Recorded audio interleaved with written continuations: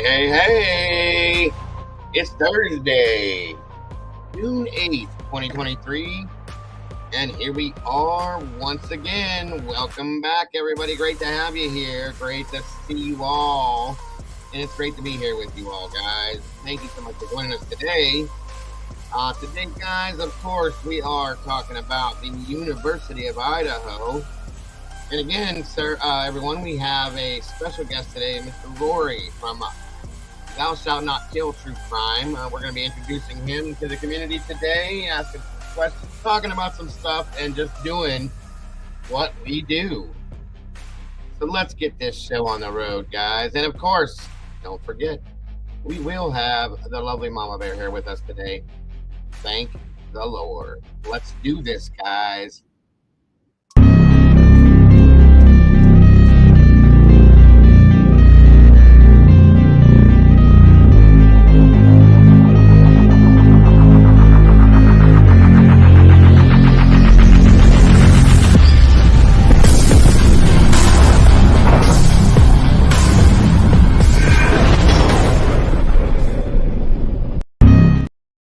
Hey, what's up, everybody? How we doing today? I hope you're doing wonderful. Good to see you guys here again. Thank you so much for joining me. I am always excited to be here with you guys. Always. It's great to see you guys once again. I hope you're all having a great day. A great start to your day. I'm sorry I'm a few minutes behind. I had some things going on here, trying to get everything working. So again, welcome. As you guys know, again, we're back to talking about the University of Idaho. We have a special guest here today, Mr. Rory, as I said, from Thou Shalt Not Kill True Crime.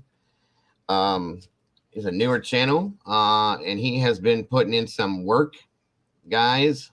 Some work, boots on the ground in Moscow and Washington, doing the hard things that we all can't get in there, asking the hard questions, guys, trying to get the good and true answers out of it, okay?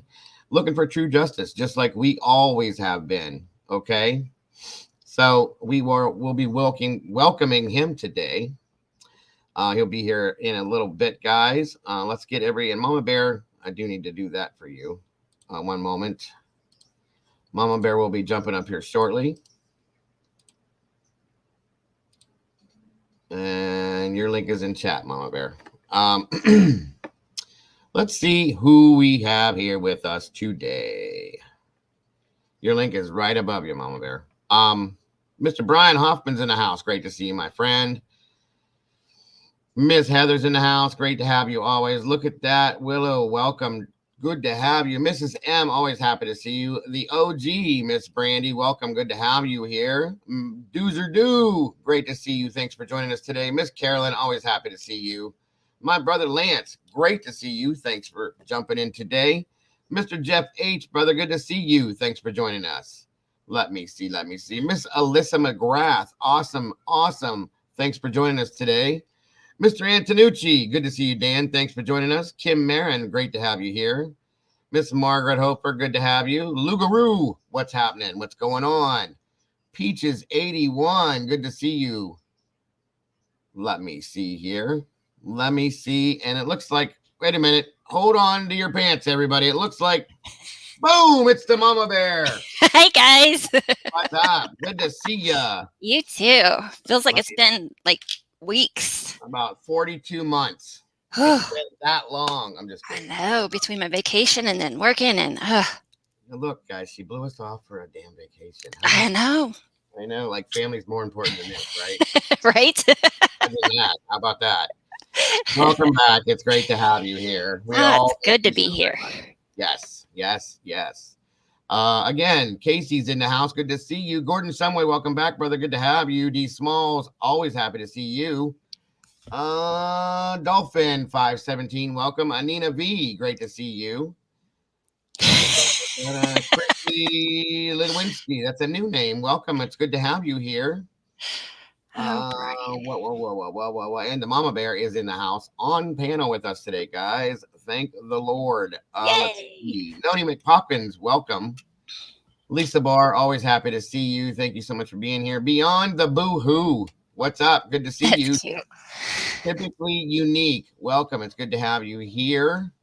Evil CJ, welcome back, brother. Good to see you. Erica Tutt, good to have you here. P Fox, welcome back. CL, great to see you. Let me see. Did I miss? Nope. P Fox, I think I said hey to you. What's up? Good to see you. Salty, welcome back. How do, Mr. Jeff? Good to see you, sir. Fallen Angel in the house. Good to see you. Well, slow it down here. Let's slow it down here. Mr. Eddie's in the house, everybody. It's One Maiden Nut. Good to have you, brother. Good to see you. Thank you for joining us, my friend. Joe's in the house. Good to see you. K. Joe's in the house, too. Good to have you. And, wait a minute. Did I miss anybody? If I did miss you, I am so sorry. I'm trying to find you if I did. Jen's in the house. Welcome, Jen. It's great to see you. Jilly Bean, always happy to see you. Evie Marie, welcome back. Good to have you here. Let me see. I got Luke. I'm almost there. It's coming, guys. I'm thinking. Wait, nope, not yet. Sorry. Okay, guys. I actually think I might be at the top of the list. Did I do it? I think so. And I bet you. Nope, I didn't. Deline, welcome. That's a new name. Good to see you. And thank you, all of you amazing meatballs, for jumping in the sauce with us today. We got plenty to spill. That's for sure. I promise you. What is going on? Up here. Go up there. Stay up there. Thank you. And back down to the bottom. Emilio, good to see you, Miss. We got to give the full name. Give that respect. Miss Anna Flavia Constantino. Buongiorno. Good to see you. Dorian Costante. Good to see you. Party of 5. Welcome. I think I got everybody. Doc Terry, always happy to see you. King G, welcome. I did see you there, my friend. Duke, good to see you, brother. Thanks for joining us today. I think I did. The bookworm's in the house. Welcome back. Good to see you. Margot, yep, I got everybody that time, I think. And again, as I said shortly here, we will have Mr. I'm sorry. I said hi, No Chains. No Chains. Where'd No Chains come from? I did not even see her. Let's see. Popped in there. There's Higher Ground just jumped in as well. No Chains. Great to see you. Bonita Longlegs, welcome back. Dorothy, welcome. Good to see you. Hold on a minute. Making sure I'm getting everything down over here.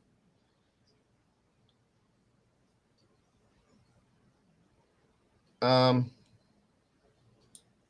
Duke Landry, it's glad that you're here today. Yes, it's always a pleasure to see you, Duke.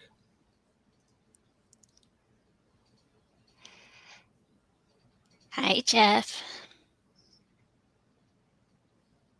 Jules sticking my nose in here to say hello. What? Jules Merck said sticking my nose in here to say hello. And by the way, I'm annoyed with the KG message. KG message. Christy Goncalves, I guess. Oh, we're going to talk a little bit about that too. Yeah, Miss Christy Goncalves did an interview with Drunk Turkey yesterday, I should say. And I'm going to kind of talk about a little bit of that as well. And I got to eat some crow today, folks. I told you I would, and I will. That's a promise. I got to eat some crow. I was wrong about something. Well, I wasn't really wrong. I always did say we weren't sure, but there's proof now. So I will be showing you that. Welcome, Linnell. Good to see you. All right, give me one moment if you would. I got to email something off real fast, and then we'll be ready to go. All righty. You can talk about whatever. Oh, that's something else I got to set up too. Uno momento on that. Give me a second. Okay. So I assume we're not going to discuss the 10 new documents that dropped. We may. If we can get to it, we may. I looked at that this morning. I was like, are you kidding me? Every day. But 10? No, it was 14 the other day, I think. Right. Just every single day there's something new dropping. Like, that was today Kaylee's birthday. It absolutely is.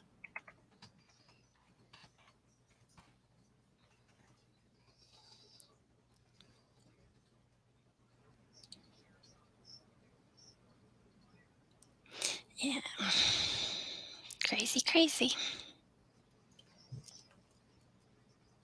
All right, give me 1 second here to email this out.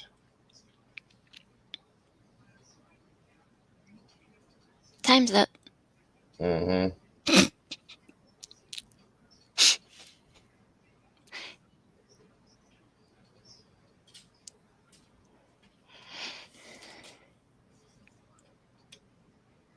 Bean, what are you doing?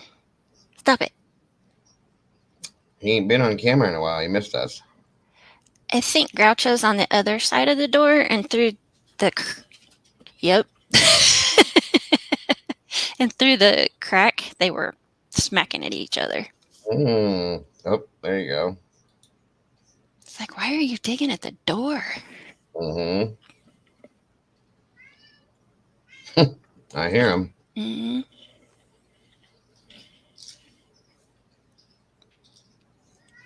Come here, Bean. He came out of there, Goober.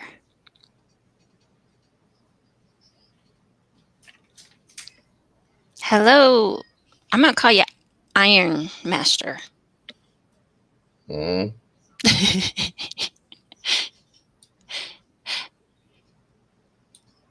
Iron Crotch Kung Fu Master. Oh, yeah, Kung Fu. Come on in, guys. Grab your coffee, tea, whatever it may be. Come on in. Sit down. Have a conversation with Mama Bear, me, and Mr. Rory today, guys. When we get to that, welcome to all of you. Thanks for joining us today. Good morning, good evening, good afternoon, good night to you all, by the way, wherever you're at. I hope it is good for you because it's good for me. Michigal says she found the photo of the students wrapped in blankets in front of 1122 King the morning of the incident that everyone thought was scrubbed from the web. Awesome.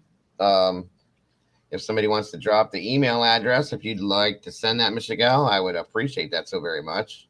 That or take a look at it. Yeah, or my email, either one. Yes, whoever, mine or Mama Bear's email, either one of us can put it up there. So please do, if you don't mind. If you'd like, it would be much appreciated. Okay, I think I got it now. Lance, tell your sister happy birthday. Happy birthday to you, Lance. Are you twin? Hold on, I'm confused. It says happy birthday to me, and then I saw happy birthday to my sister.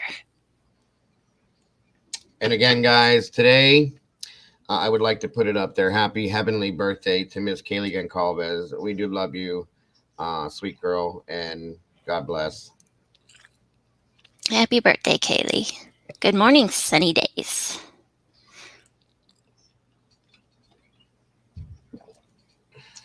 Hello, Astrid. Welcome, everyone.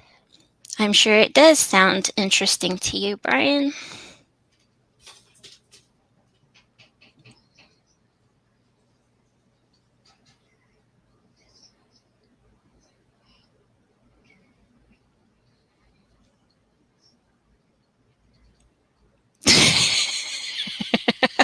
Jeff. Oh, goodness.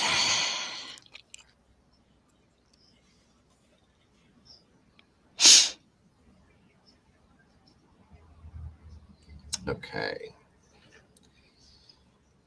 Looks like SRB. We got a new member in the house. Hey. Yay. Always happy to see new family jumping in.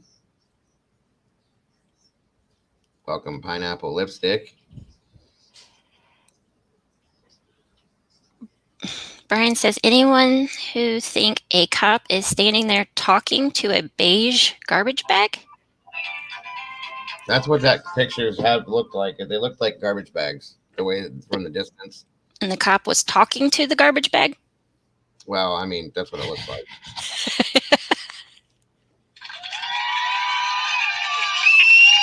Again, welcome to the family, SB. It's good to have you here. SRB, I'm sorry.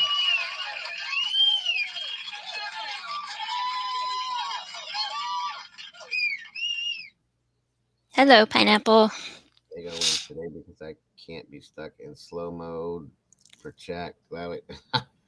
It's great to have you here, dear. Is it SRB or is it? Yeah, that's SRB. Serb. Oh my God.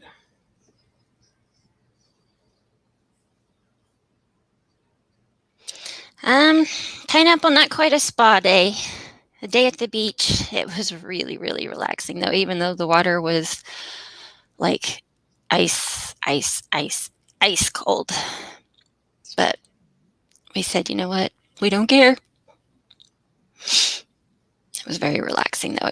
It was supposedly in the 80s or 90s, but with the wind coming off of the slight breeze, I guess I should say, coming off the water, made it really comfortable. It was nice. Oh, I'm gonna tell you right now. Welcome, Mudman. StreamYard is pissing me off. Uh-oh. Not out. It's just being a pain in the booty. 265 beautiful people in here, guys. Do me a favor because we got 96 likes. Once again, hello, Randy. Let's make it match if we can, please. Welcome, Randy. Good to see you. Brian Hoffman, just so you know, I did get your email. And the rest of you guys that sent them, I did get yours as well.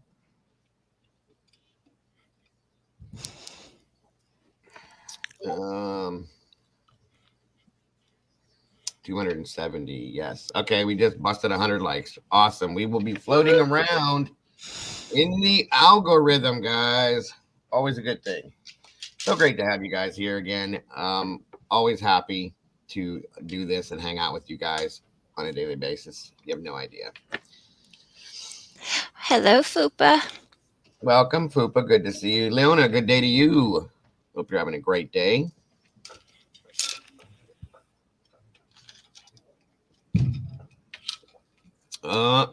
There you are, sir. Click the link down there at the bottom in the chat, sir, that says StreamYard on it, right above, right below my name, the True Crime Cafe with Dago. Welcome, Shattered Dimensions. Good to see you. Fireflies in the house. Always happy to see you. Hello, Caroline. Sweet Caroline. Let's say my voice squeaked on that. Jeez. All righty, guys. Again, I'm asking everyone here today to be respectful, polite, as we always are with anybody we've had on panel as a guest. Whether we agree or disagree with people, we act respectful and we treat everybody with the same kindness and welcome them as we do with everyone. And I absolutely know you will. Welcome, Bubbly. I appreciate that. If you all would, I would like for you to welcome Rory, folks, from Thou Shalt Not Kill True Crime. Welcome, my friend. Hi, Rory. Hi, Mama Bear. Nice to meet you. How are you? Nice to meet you, too. I'm good. How are you? How are you today, my brother? Doing good, man. I'm so blessed to be here, man. Thank you for the invite. Absolutely honored. Thank you so much. We are absolutely honored to have you, my friend. Thanks, man. Absolutely. I hope we didn't take you away from anything important today.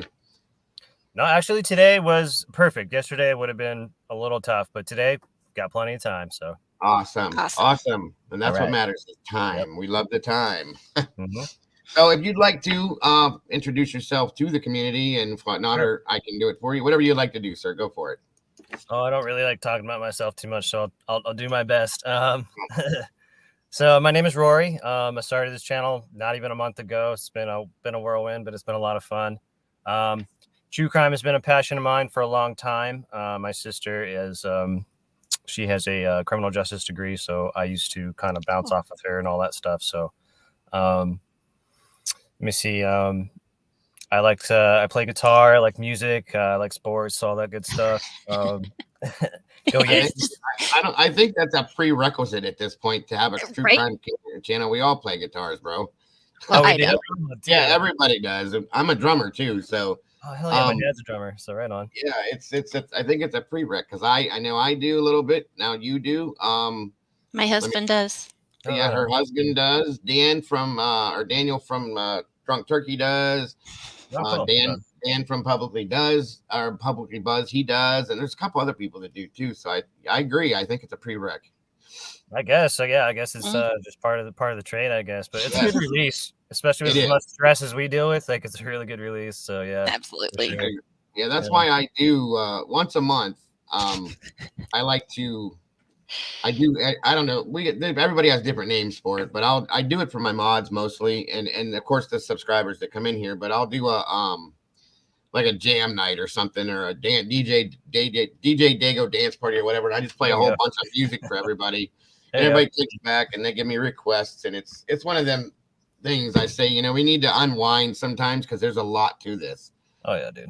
Oh, and yeah. it will melt your brain if you're not careful. So Yeah, for sure, for sure. Absolutely.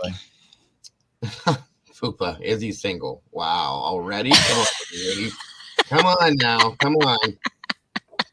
Easy now. I don't even have time for myself, so Right. I just don't. Yeah. One day when this is all over, when this case is done, maybe. But yeah. Yeah, well, it's gonna when that Cool, man. happens, I think Yeah, we're all when that happens, yeah, Right. we'll see. If exactly. Yeah, no, that's a great point. If I don't even know. Mhm. So we don't know. Commercial Zone said the prosecutor Bill Thompson also plays guitar. See, Okay. you have to play guitar to be in this game, man. So I apparently. guess it goes hand in hand. I guess so. Yeah. DJ Dago breaks are great for mental wellness. I believe they are. I mean, like I Absolutely. said, we get what's up, Afro. Welcome. We get people that come in here. It's like, guys, listen, and they're still trying to ask questions. I said, not today. We're not doing it today. We did it yesterday. We're going to do it tomorrow.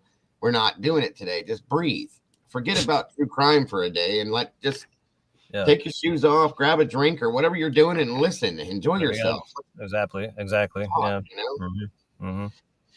I mean, I put in, by the way, just to reintroduce myself to you again. We talked the other night, but I go by Dago on here. My name is Joe. I've been doing this for a year, and it's about a year and a half now. I started off in and plus a lot of people in here probably don't know that either that are newer, but I started off as a drama channel. Did that for about 3, 4, 5 months. Got really tired of that really quick. Initially, it was to stand up against internet bullies. It is what it is. And then my wife said, why don't you do something you really actually like? Good point. So, I started watching, and I had always been watching the true crime stuff. And I just, one day I kind of flipped the switch and moved on in and never looked back. So here we are. And it's an addictive thing. I'll be honest with you. In my opinion, at least it's completely consumed my life. So that's for sure. I mean, it has. When we were covering the Kylie Rodney case, I thought I was going to go insane because I didn't sleep, guys. Oh God, yeah, I know. It was yeah. Mama Bear can reiterate that. I did not sleep for a while. Yeah, I know. I was thinking about this and thinking about that. I've had those days with this one too, but I learned how to separate that at this point because if you don't, it's bad. So yeah, I agree. Absolutely. Absolutely.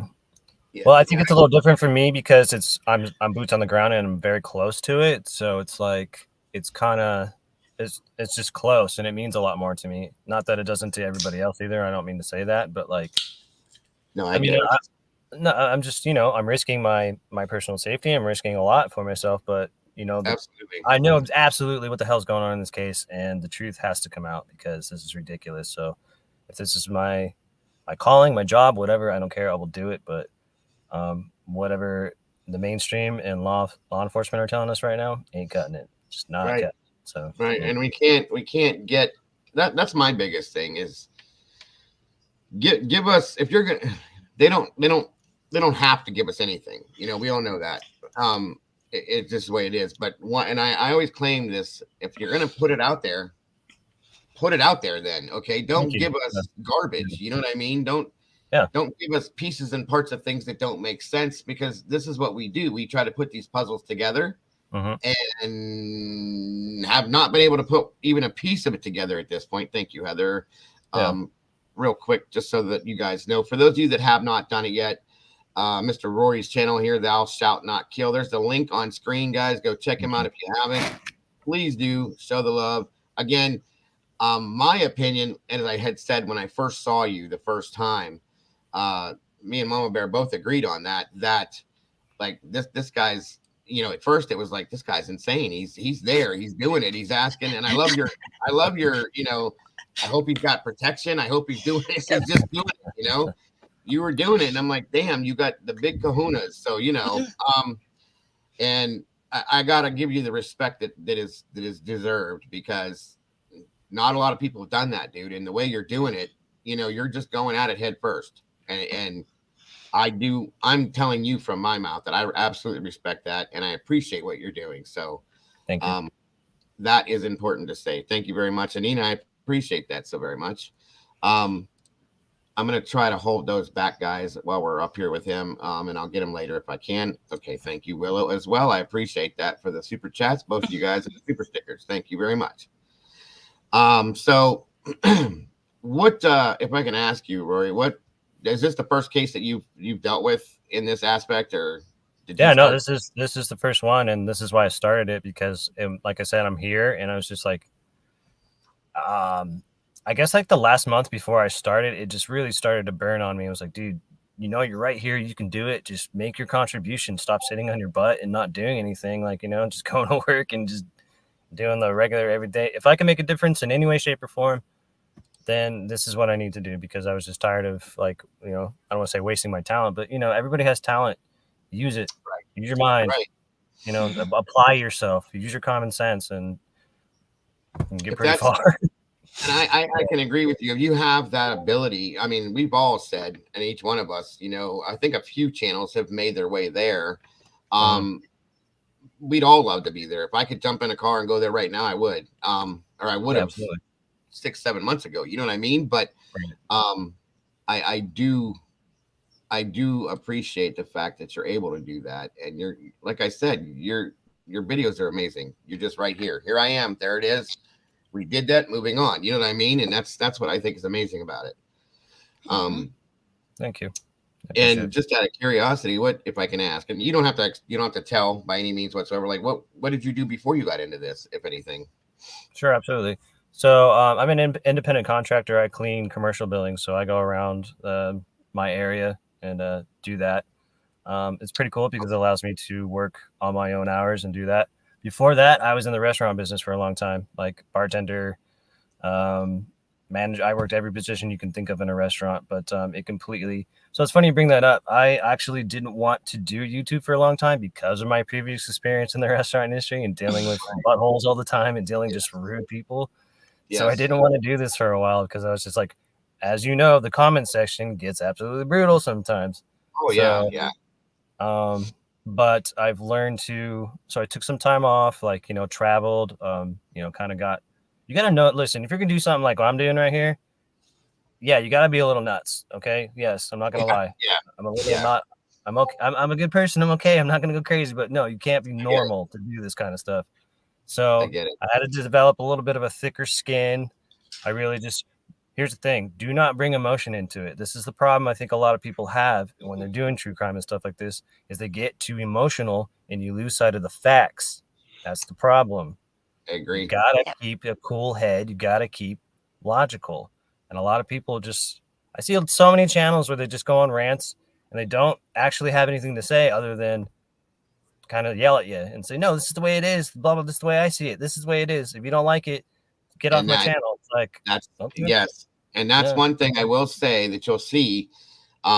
This channel is based on that, because we don't do that. I do not allow, like, everybody in this channel, in this community that comes in here. I don't care if you're here today or you've been here for five years. I do not allow people to be attacked because of their opinions, theories, or thoughts on a subject that we're talking about, because it's not. We're all the same people. We all have the right to our opinion, thoughts, and theories. Now, at the same point, we don't have to agree. Okay, we're all grown adults. We don't have to agree on everything. You're going to have a theory that I may not agree with, or I'm going to have a theory that you may not agree with. That's okay, because at the end of the day, we can walk away from this after having an amazing think tank about what we've talked about, shake hands and move on to the next day. Absolutely. That's what this channel is based on. That's why I do this. So, you know, I Absolutely. like, and I agree. We had, when we talked the other night, you said something that really meant a lot to me. Stating that, you know, just like me, you're tired of everybody attacking each other out here in this community. It's ridiculous. It doesn't make sense. Okay. No, it doesn't. No. We're supposed to be here for at this case we're talking about at this point, as we all see scrolling across the bottom of the screen. Happy heavenly birthday, Miss Kaylee Goncalves. We love you. She's no longer with us, and 3 of her friends aren't now either. And that's what this is about, guys. It's not about who gets the most views, whose theories are right or wrong, who, you know, who looks better on the TV, on the screen. You know what I mean? It's not that. We're here to get true justice for these families and be the voice for the voiceless and these victims. That's all it's about, guys. And people keeps losing sight of that. He's absolutely right. So, there's my rant for the first part of the show. But anyway. So you were obviously watching this via social media, the news, so on and so forth, and you just finally said, you know, I'm out here, I'm around. Well, let's go check this out, right? Yes, the curiosity just got the best of me, because I just got tired of just like all the channels that I was watching, and just everybody just circling around the drain, saying the same crap over and over again. So it's just like, you know what? I'm gonna go find out for myself. And I think that's just all it takes, dude. It's just people wanted to see somebody out there really just like for them, you know, not this narrative that keeps getting pushed down their throats. Like I keep hearing, dude, I would love to talk to you, but we're under a lot of scrutiny and pressure, because there's a lot of darkness going on in Moscow, or there is a lot of darkness in Moscow. So I can agree. We have a few people in here that live in that area and around that area. One of my moderators, one of my lead moderators, lives in Idaho and knows the area, and it says it's been dark there for a while. So you know, so you know, more power to you for doing that, especially. But so I guess, you know, what would you like to say in regards to what you've been involved in so far and so forth? You know, if you want to explain some of the videos you put up there, your experiences on the ground and so on and so forth, go for it. Sure. So, I mean, it's a lot different when you're actually there and you see it for yourself and you're actually a part of it. Like every time I go to that house, I just like, I don't want to say I want to cry, but I get very emotional, because it's just like, it's really hard to see that house. You know what it really hit me is when I got there the first time and I saw the barbecue and the sofa in the back. That's right there. Like, you know, all that people, and I was like, oh my God, I'm here. Yeah. And it's like, because those are signs of life. That it was like, just a couple months ago, these kids were out here laughing, having a barbecue, you know, drinking beer, doing whatever, being kids. And now this happened. And it's just, I agree with you. Damn good reason. There's no damn good reason. So none for no reason. So, I mean, if you want to sit here and tell me that Koberger did this all by himself, okay, that's fine. You can sit there and tell me that. But here's the problem. Where's your proof? Where's the actual logical proof and physical proof that this guy had anything to do with this? Or if can you prove that he's been to the house? I don't care about your pings that are 15 to 20 mile radius, because guess what? He can be sitting at his damn apartment watching his freaking TV. Like, exactly. He'd be cruising around Pullman doing whatever. You could be anywhere. So I don't want to hear that. That's the thing, is they haven't, and I've been preaching about this for days, weeks. They have not showed us any proof, any solid concrete proof. And yesterday, in fact, I talked about it again. Nothing. There's nothing. We've gone through document after document after document.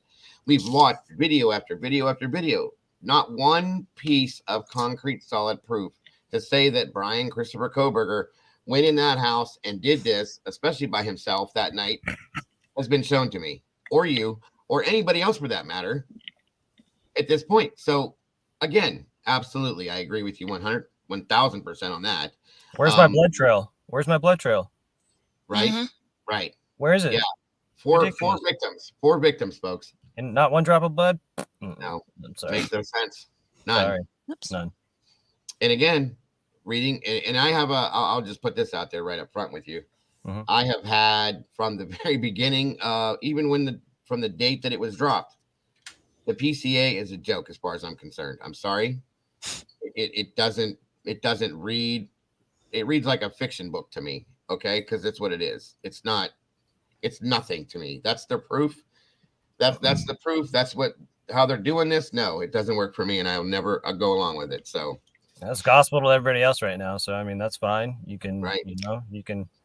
Hey, this is what this says. Blah blah blah. It's like, okay, do you really trust what they're telling you right now? Because everything else they're telling us, like, why should I? Especially when there's two different officers with two different stories that don't match. That's a problem. That's a big problem. Yeah, and we're should be lining up on that one. Yeah, and we're told that this was done with a Marine Corps K-bar knife, right? And in the PCA alone, Jules, I'm sure you know who Jules is. She's in here somewhere in the chat. She was for a minute.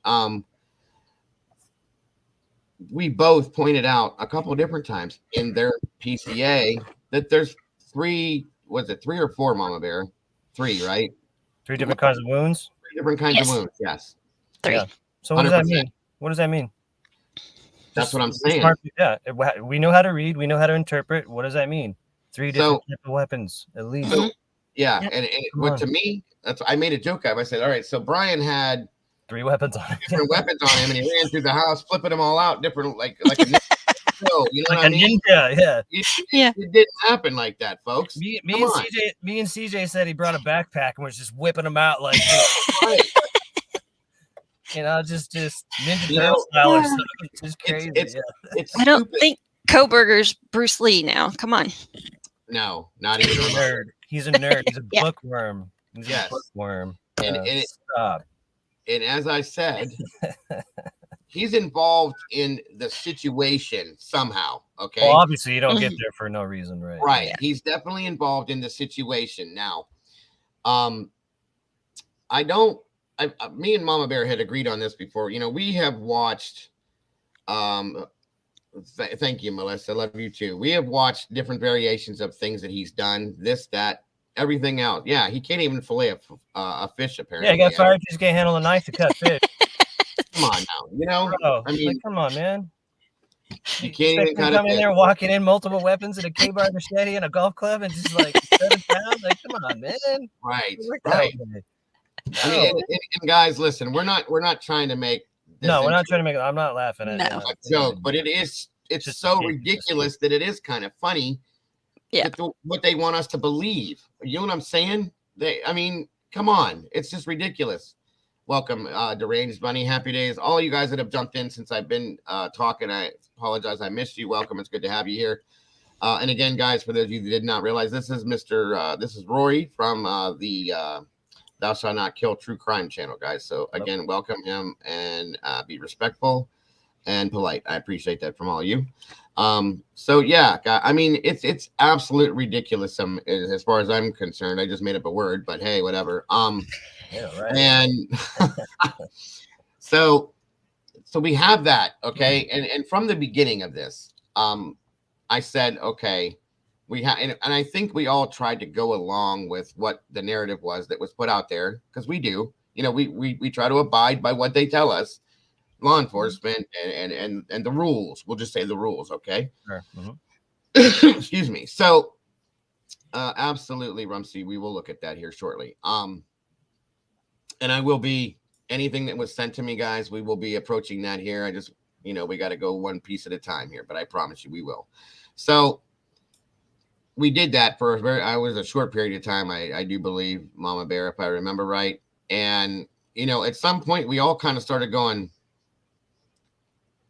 something's not right with this. This is not just cut and dry what it is. First of all, it was horrific. One of the biggest things we've seen. Yeah, absolutely. Thank you very much, Jeff. I appreciate you guys so very much. The enemy a weapon of blunt force with a K-bar knife that breaks near the end of the unaliving be. That'd be very hard to do. Yeah. I mean, it could be. You know what I mean? I have my thoughts and theories on weapons, and we're going to talk about that here in a few. As I'm going to ask him his opinion as well.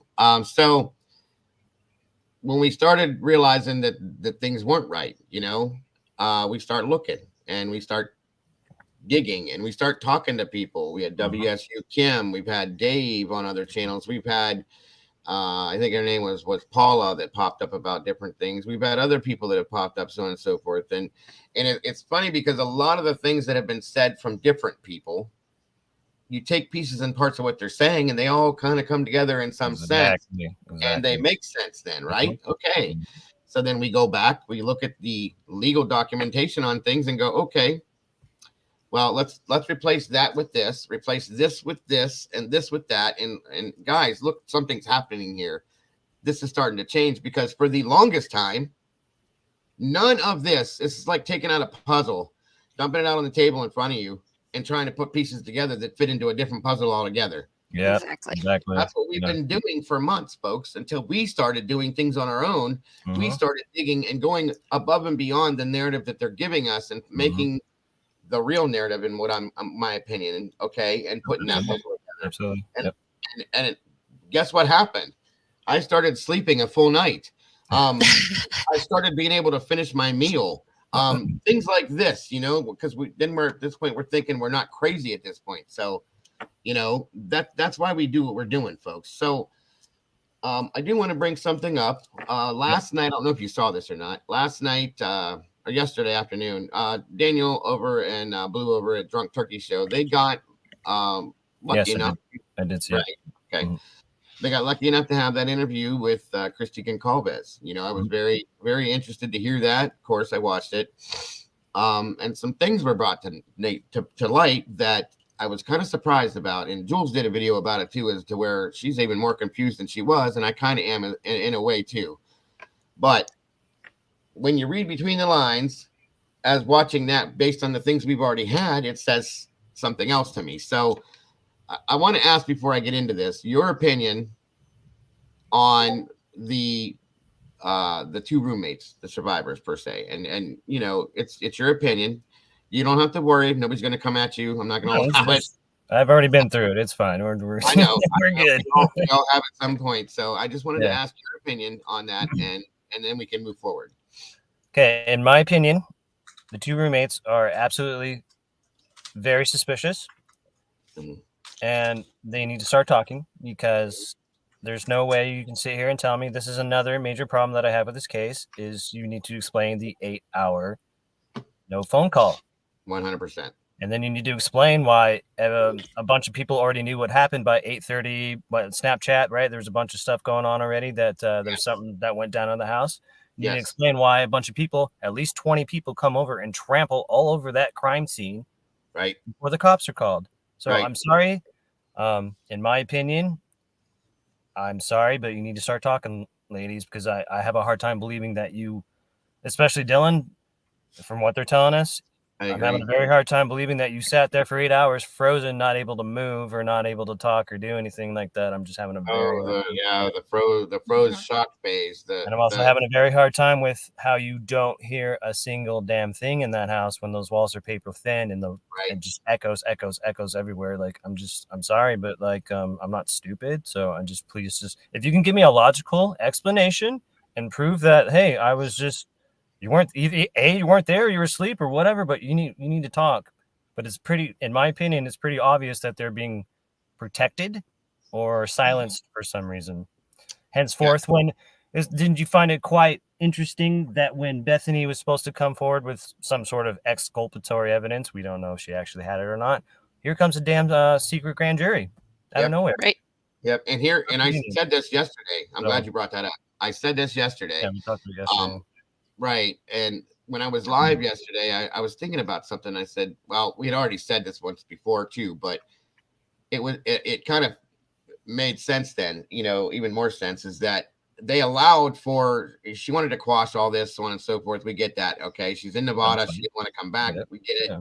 Well, I can almost, and I said yesterday to everybody in here, I said, I can almost bet you guys 1,000% that as soon as they got the okay, the defense was on a plane to Nevada, boom, immediately to talk to her. Okay. If they were already not sitting there waiting to get the okay to go talk to her. So I'm almost positive they did. And as soon as that was okayed, we saw what happened. The grand jury, all of that hit, boom, like within days, I believe, wasn't it? Days. Yeah, days. Okay. And the other thing we talked about was if Brian is the, the person that did all of this, why would Bethany be so afraid to come back? I mean, he's locked up. He's behind bars. What is there to be afraid of? You can't do anything to you. Very good point. Very good point. What did they tell us, guys? I mean, Rory, Mama Bear, they told us we got our man. We know it. This is the only guy. 100%. Yep. That's what they said. Yep. So if you know, and we know, and they know that they have their man, you have no reason to be afraid to come back here. No reason at all. She doesn't even want to come to the state of Idaho. Exactly. Right. Exactly. That's a problem. That's fear, folks. To me, that's fear. Yeah. Mm-hmm. She's scared of something. Absolutely. So now, the entire town. Thank you, Gina Marie. 100%. Yes, the entire town. Yes. And that's where we're. I'm bringing Rory into that because Rory was. I'm sorry if I say your name the wrong way. It's hard for me. No, to it's say right. You're right. Rory. There we go. Like Rory the lion. Right. There you go. So he was on the ground trying to talk to people all over that town, folks. And what was the reaction, my friend? Most of the time, sorry, you don't know anything, but like 4 or 5 times at least, people would be like, "I would love to say something. I can't talk about it though," and that just kept coming up, every once in a while. So I was like, "Okay, we got a problem here. We have a problem." Yeah. So, Here, that's a huge red flag to me because here's the thing, folks. Yeah. These people live in this town. Yeah, this is where they live. This is their town. This is where they go to school. This is their life. Okay, you would think that at least like where I live at, if something like this went down, the town comes together to deal with the issue and move along. That's not happening here, guys, at all. People are afraid of something.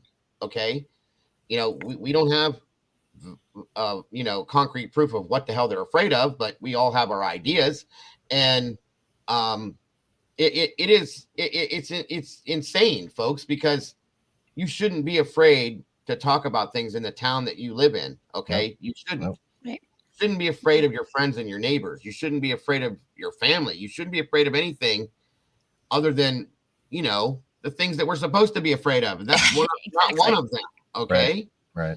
So going back, and I'll give you my apology up front. I have adult ADHD. I bounce all over the damn place. You'll catch on to that, so don't get irritated if you can help it. So back to the girls, Dylan and Bethany. Okay, I've had a hard time. I think we all have at some point trying to get a grasp on what's going on with Bethany, other than that she's petrified to be here in Idaho. Okay, but something, and this is why I brought this up. We all heard what I call the amazing story from Dylan of what went on that night. Okay. I think we all had problems to believing that from the very beginning. Okay. I mean, it just is outlandish. So everybody that's been in here knows I've done a couple virtual tours of the house. Okay. Mm-hmm. We go through the house. We look at the house. There's not one stitch of carpeting in the house. The wall, the house is falling apart. It's a piece of shit house, first off. Okay. Walls are separating, everything. The addition's coming apart from the house. The floor doesn't even connect to the walls all the way. Yeah. Right. So, and the walls, the walls are made of like this, basically, maybe a little thicker. Okay. Might as well be. Yeah. So when you are in a house like that there's no sound barrier whatsoever, when you hear that, you're going to hear that through the whole house. It echoes. It reverberates. Like you're going to hear it. Thank you. Right. There's no way. Yeah. So this little girl is in this bedroom by herself. Okay. And heard nothing. She heard a possible whimper and maybe Kaylee playing with her dog and maybe someone saying, "I'm here to help you." And maybe, these are maybes, by the way. No, I'm sorry, but I call bullshit. You heard everything. You heard slam, banging, screaming, yelling, period. You heard it all. Okay. Mm-hmm. And then we get, that she only saw the eyebrows, someone clad in black. A 20-year-old kid doesn't say that word, first of all. And then she was in a froze shock phase. She don't say that either. Again, I have 7 kids and I talked to them and said, "Guys, have you ever seen anybody clad in black?" They laughed at me and said, "What did you just say?" Yeah. Okay. Wait, guys, I'm gonna do something, and you may end up in a frozen shock phase. And there again, what did you say? We know that this is bullshit. This is something that was fed to her. Okay. So obviously, yeah. Yes. Okay. Spoon fed, in my opinion. Okay. So forced. Yes. If even that far, but going forward, last night, I'm listening to what Christy Goncalves had said. Daniel asked her the hard questions, as you would put it, and I enjoyed that. And said, it was brought up that Dylan had tried to contact all the roommates in the house that night, so on and so forth. Okay. Right. Well, Christy clarifies that she had her phone, or had phone records, I should say, or the phone was mirrored, or so on and so forth, right? And there was not one missed call from Dylan's phone number. How about that? Wow. Very interesting. Surprise. Not me. Are you? Because I'm not. Along with all these other things that are that is falling apart piece by piece, by the way. Good. And it has been, Good. And I'm glad. Yeah, I agree. I'm glad, because this is where the truth is starting to fall into place in some senses. Now, another problem I have with that, Jules brought this up, as she always has great points. If that was the case, if that actually would have happened, which we know it didn't at this point, she tried to call all the roommates. And I never thought about this until Jules brought this up. So there's how many other people in that house that she tried to call, we'll say, along with a bunch of other people. And it was told to me, now I don't know if this is fact or fiction, that she had contacted her mother at 10 a.m. that morning. Okay. I don't know if that's real or not, but it came to me that she did. So there's another phone call. So you made all those phone calls and couldn't dial 911 one time? Right. My question is, where the hell is she during this time? How do you, there's two deceased people on the same floor as you. Okay. How do you miss that? How do you not smell the blood? How do you not even go check to see what the hell happened? That's another thing that I've been saying. It's common damn sense. I don't understand. I wanted your opinion on this. It's ridiculous. According to what we were told, okay, that that she locked herself in her room. She opened her door 3 times. The last time she saw bushy eyebrows walking towards her, she went back in, locked her door, and that was the end of it. Okay, she went back to sleep, which we know she didn't. She was on TikTok doing this, doing that, whatever. Okay, don't tell me that if you're in your home that you see something like that, you go, maybe she did walk back in her room for a matter of minutes.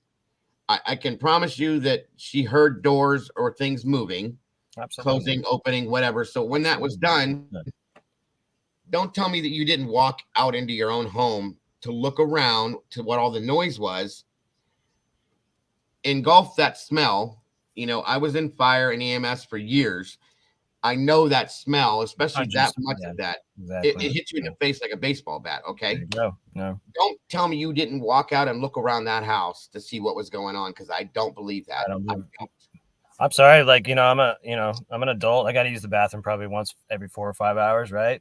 Right. I got to go to the bathroom for 8 hours. I mean, this is ridiculous. This is absolutely, you cannot sit here and tell me. So why is the door wide open in the morning? What's going on? It's 28 degrees out this morning.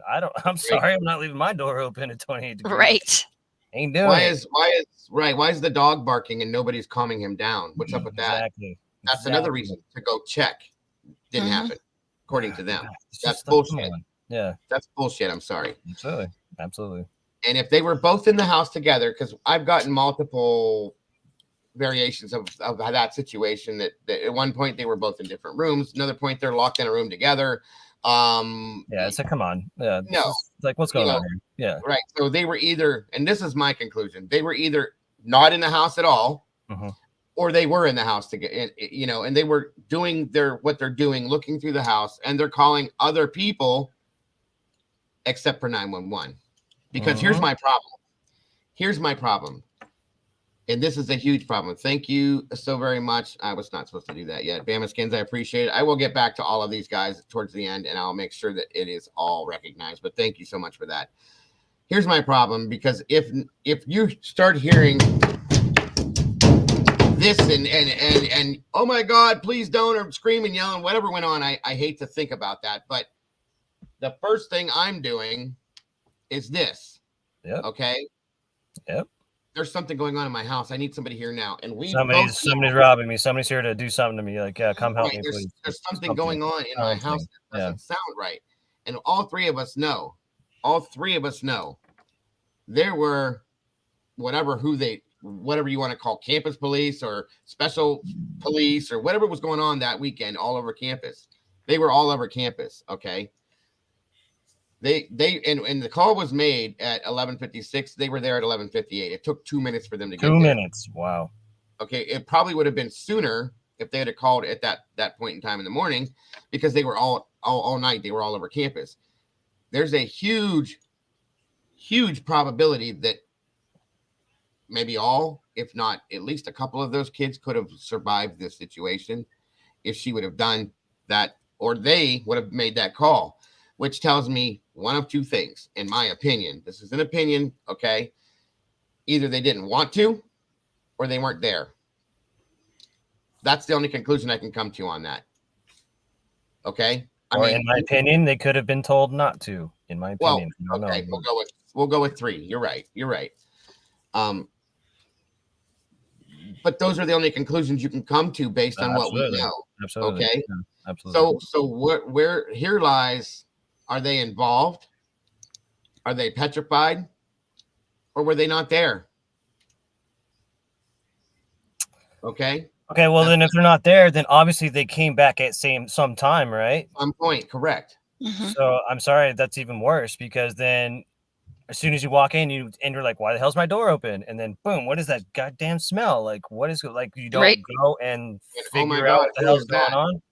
Yes. So I don't care if you're there or not, you didn't do your job.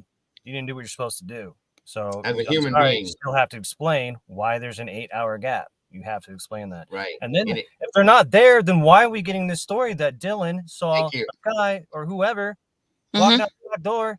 No. Oh, here's another point. What size shoe is that latent footprint? Right. No, is it male or female? Size 9, right? I was going to say, I think it was a 9. Okay. Ever seen a picture of Koberger and his big ass shoes? Right. He wears a size 13. Is that a size 9? No, I wear a size 12. I know a size 12 when I see a size 12 or 11, somewhere around there. Yeah. I'm sorry. Right. He wears a size 13, but I'll tell you who does wear it. Explain that latent footprint to me. Mm-hmm. And here's the problem with that though is everybody on that damn campus wears those stupid ass shoes. So there's another problem. We've noticed that. I'm saying, yeah, exactly. Go interview everybody because they all wear those shoes. Right. And that brings the question. Thank you, Anina V. I will get back to that. That's another problem that I have too with that 8 hours.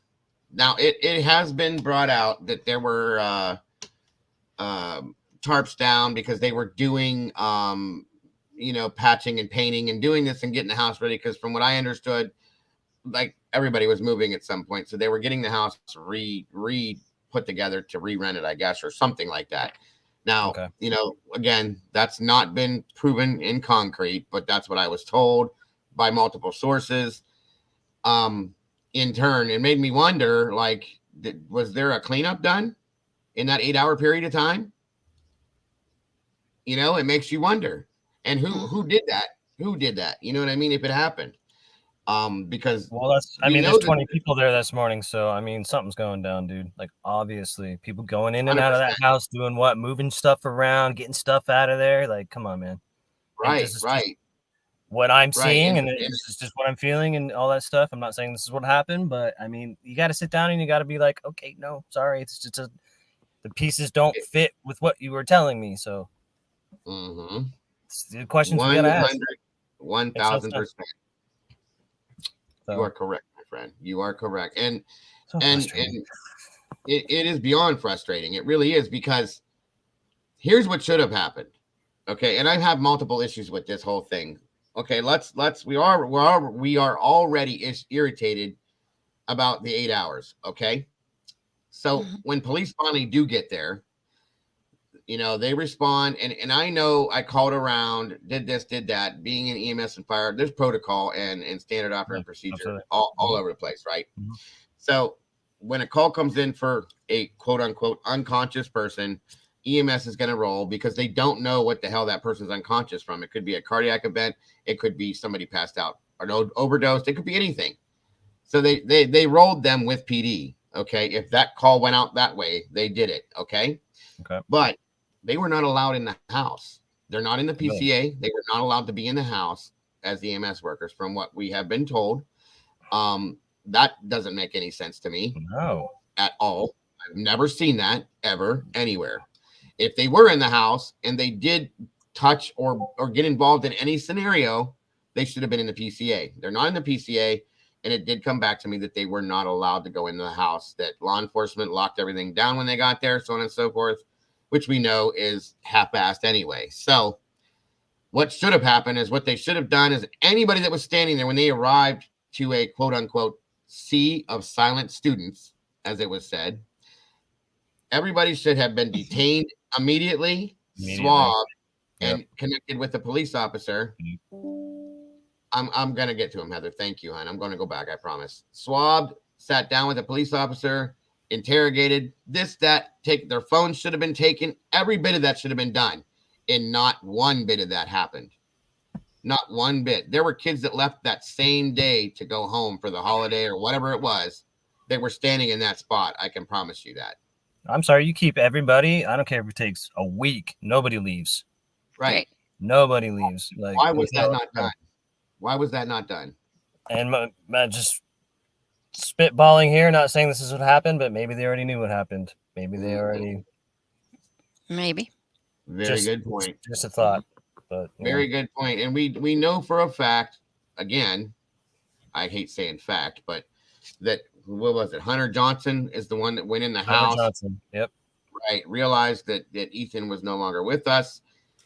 And, going forward for that. Funny thing about Hunter Johnson, who's the kid that always answers the door when the cops would come by on a noise complaint and the kids weren't there? Who was the one that always answered the door? Interesting. Hunter Johnson. Interesting. Even when Kaylee was there, he was there with her too. He was always there. Mm-hmm. Always there. Yes. I agree. That's weird to me. But hey, it is what it is. Yeah.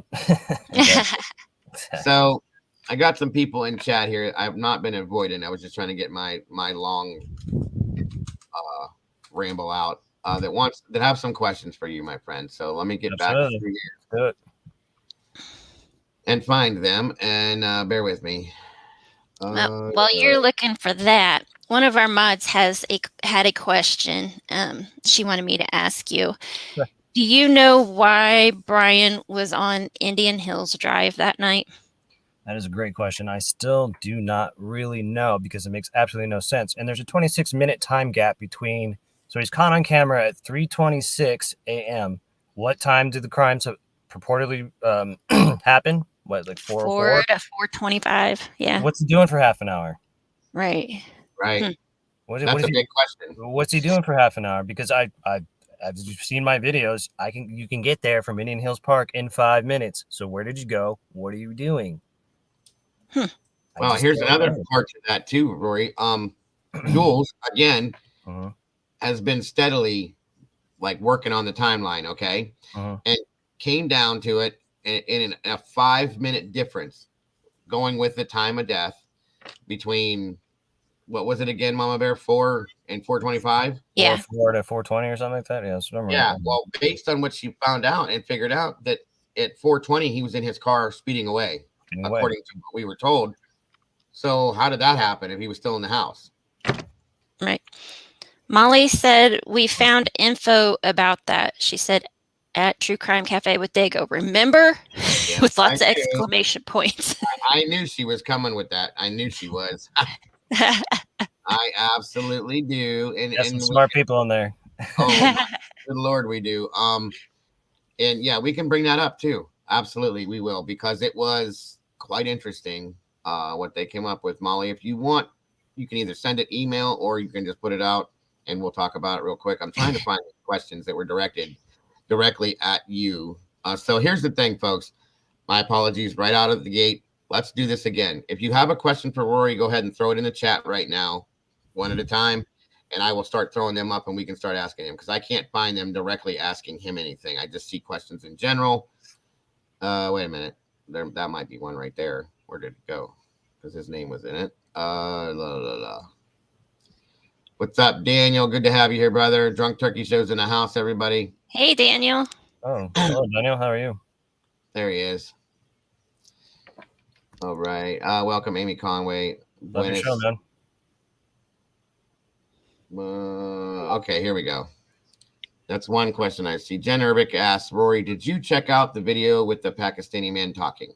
Yes, I did. Me and you, Unique Van Life, actually went over that together. You should go watch our live on that, actually. It's very interesting. Obviously, I can't understand what he's saying, but a lot of the hand gestures that he's making and stuff like that, and just like, there's a lot of, I want to say coded language maybe in there. Mm-hmm. Other than that, I mean, just because I don't know what he's saying, so I can't really pick up. But like, I don't know. It's very interesting, and if somebody knows that language, if they can decipher that for me, I'd really appreciate that, because I would love to know what he's talking about. So, right, I've seen it. Yeah. Right. All right. Thank you, sir. We have another one from Commercial Zone. Rory, why do you think Jack in the Box was so sketch with not allowing you to talk to the driver? My apology. It's a good question. My instinct, and this is my opinion, and what I feel is that they are hiding something. They absolutely know more than they want to tell. But here's the thing: it's like Jack in the Box doesn't have the obligation or even the information on the DoorDash driver. It's DoorDash that I would have to go to, and they're never going to give me that information. I don't know specifically why they're stonewalling. They're either A, just tired of it, or they're being told to do it. I don't know. But as far as that, I'm pretty sure I know who the DoorDash driver is, but I can't go any farther because legally I can't get the information. So right is what it is on that situation. But I don't know. They're just being difficult. I don't know if they're being told to or they just don't want to talk. I'm not sure. And I mean, do you think it might have something to do with the gag that's out? I asked, that's the thing. I asked, are you under a gag order? And they said no. So I'm like, well, that's why I went in there. And I was like, well, what the hell's your problem? Why can't you just end this for us and just tell me? Right. That's and there it is. Yeah. So I don't know. Absolutely. Let's see here. I think this is at you too. The Snooper says, would you agree that every statement map in the PCA, every statement or map in the PCA has been made to be to the narrative? Well, like Dago said, and in my opinion, it reads like a freaking mystery novel or something like that. It's just ridiculous. Like it's a fiction book, right? Yes, yeah, like some like teenager in middle school wrote it or something. Like, I just don't know. Like, it's just ridiculous. So again, the narrative is not working for me. If you use logic and common sense and read it, you'll just be like, what the hell are these people talking about? Were they there? Like, were they there? Yeah. So yeah. Listen, everybody. I see people are disagreeing with certain things in here. Please be respectful of Daniel, guys. Exactly. Please. He's very respectful of everybody at all times. Just because he makes a statement does not mean that that's a fact. He's just saying he feels that way, and whatever he was stating. Just please be respectful is all I'm asking. Exactly. He has as much right to his opinion as you guys do. So please respect him just as you would anyone else in this. And he's always very respectful of everyone on his show or in here. So let's just, like I said, let's try to be respectful is all I'm asking. Absolutely. Guys. Okay. Let me see if there's any more questions here.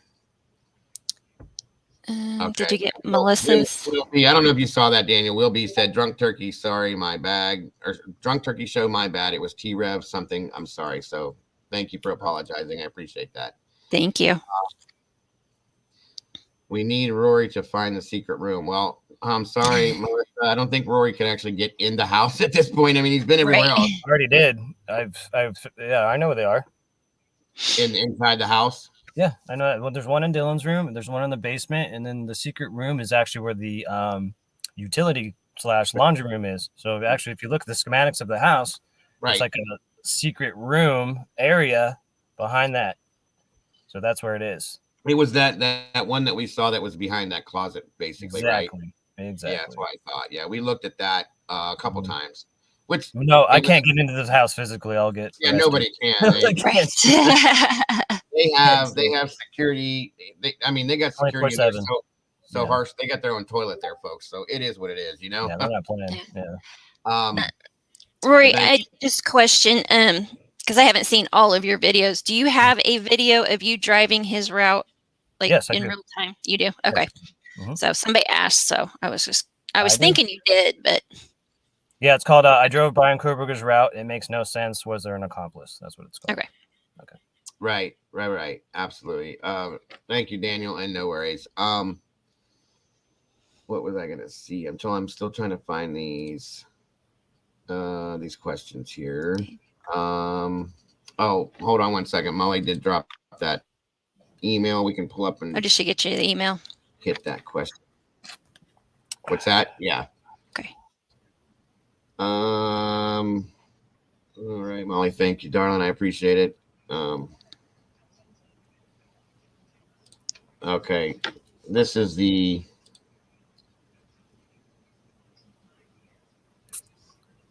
Indian Hills scenario here we're talking about. Yeah, I have no. Oh, I okay. cannot figure that one out. Why he's out there? Because if you see my video, it's literally a neighborhood, nice park, well-to-do area.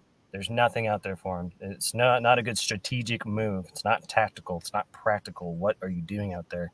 And then you're sitting out there for 26 minutes waiting. Like, it's ridiculous. Like, I just don't Yeah. understand.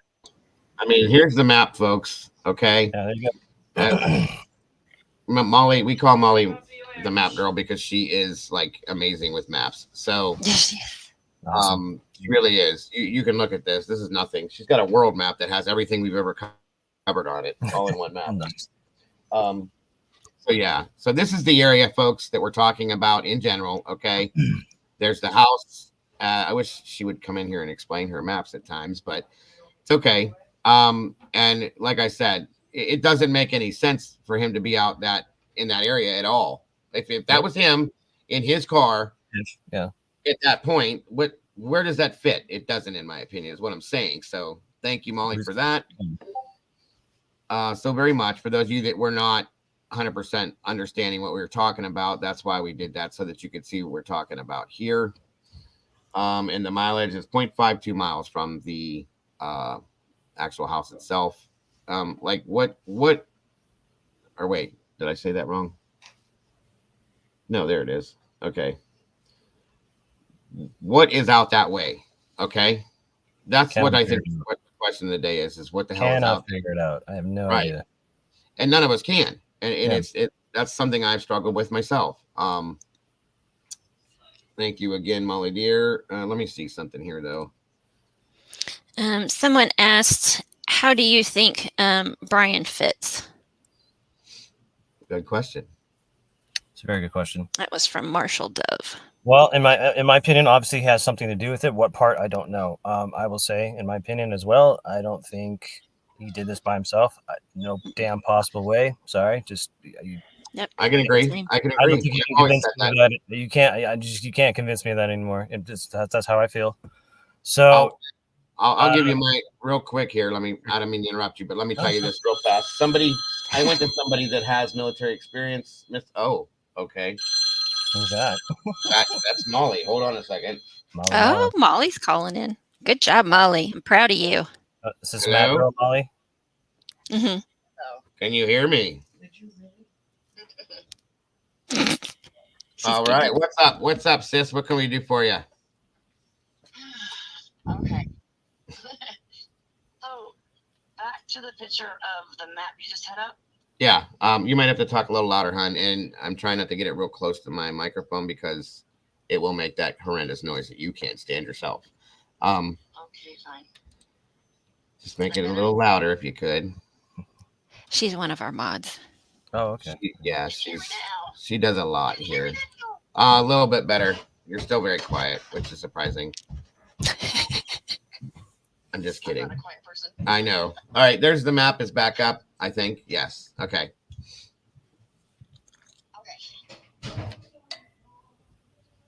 So, it's blurry. you were asking why he would have been down on that road. Right? Yes. Remember when I told you what we found about that Cohen guy Yes. and that he owned that Quick Flicks Yes. and where it's at? Right. Right. Well, I just was kind of giving you the opportunity to explain it since you found it. It's your baby. You get the credit for it. Won't you though? I get it. I get it. I get it. And they probably can't even hear you anyway. So what she's saying, folks, is that she went and did some digging. Another moderator of ours, Mikey, or on the mic, we're together working on this one day and come up with a gentleman by the name of, well, I'm not real comfortable putting names out. Okay, I'll put it that way at this point, but I will. A gentleman. Yeah, there's a gentleman that they found, and the name of, what was it called again, hun? The Quick Flicks. it's called Quick Flicks. It's an LLC that is out in that area. Okay, and the person that we're talking about is closely related to another person that had been brought up. Okay, at some point, which set red flags up for her and Mike like crazy. So they started doing some digging on that and popped up with that scenario. And then at the same time, the same gentleman owns a dark, almost black, midnight blue pickup truck that has the pretty rims on it and all that kind of stuff, which kind of fit into another part of the story that we were looking at too. So that's why all these red flags went up for her at that point. So, that's why it was like, oh, okay, well, could that be what he was doing out there? Did he stop at who this person is to talk to this person? Was he dealing with this person in some sense? Was that what this was all about? You know what I mean? Mm-hmm. And that's what Molly had popped up with that. And it does make sense, and it does relate to a certain scenario. Do you know what I mean? Mm-hmm. So that's what this was all about, you guys. And thank you, Molly, for that. I'm sorry that I made you call in. It's okay. Was there anything else that you wanted to add to that? Hello? Guess not. I guess not. Okay.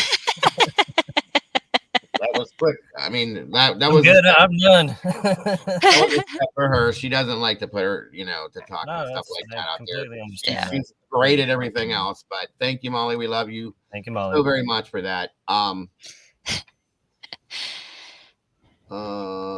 Here's a couple questions. Melissa wants to know, do you think the rooms were utilized? I don't know what she means by that, but yeah, what does she mean particularly by that? Like, yeah. Utilized how?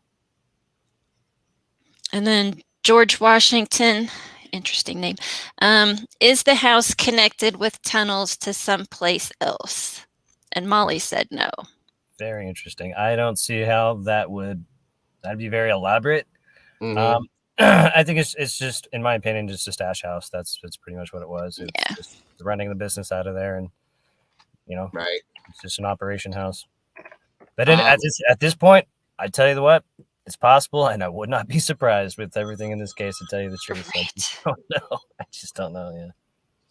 Yeah. Right, guys. If we can hold our calls till towards the end, once we're done talking to Rory here, now will definitely get you guys. I promise.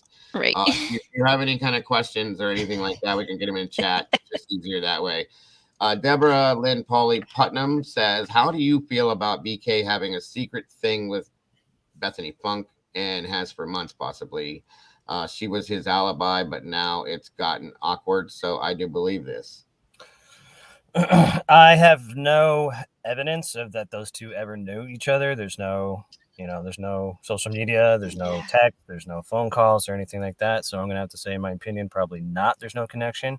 Right. I would say that I've heard, there's just so many stories out there. I know there's just so many things like, I need to really go through my information and really start, like we talked about, the consistencies of, common stories that I keep hearing.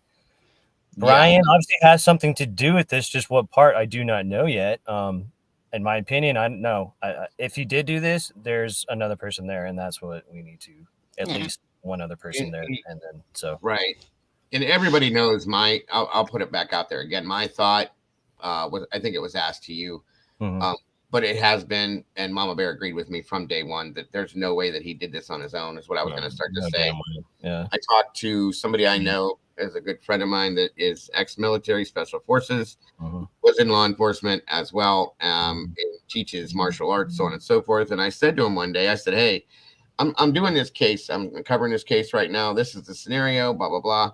And they're claiming that this guy, I showed him the guy, is the one that did this to these four kids with the dealing with this bigger guy here that was involved, going at that as an obstacle. And I believe, me personally, I told him that two of the other kids fought back as well. And he did it in 9 minutes. And he looked at me and he started laughing. He said, "No, he Good. didn't." I hope he started laughing at. No, he didn't. He goes, "Did he use a gun?" And I said, "No, it was all with a knife." And he was like, "Oh my God, no, he didn't. There's no way." He goes, "Listen." He goes, with the gun and some specific training, very possibly, yes, 100% I could say that. But with a knife, no. And 2 floors. And he couldn't have done. Yeah, I explained that too. There was actually 3 floors I gave, but the 2 floors is where these things happened at, so on and so forth. He had the obstacle of Ethan, and then Xana fought back, and I still, in my heart, believe that Kaylee fought back. She just comes to me that way. I could see her trying to defend Maddie and so on and so forth.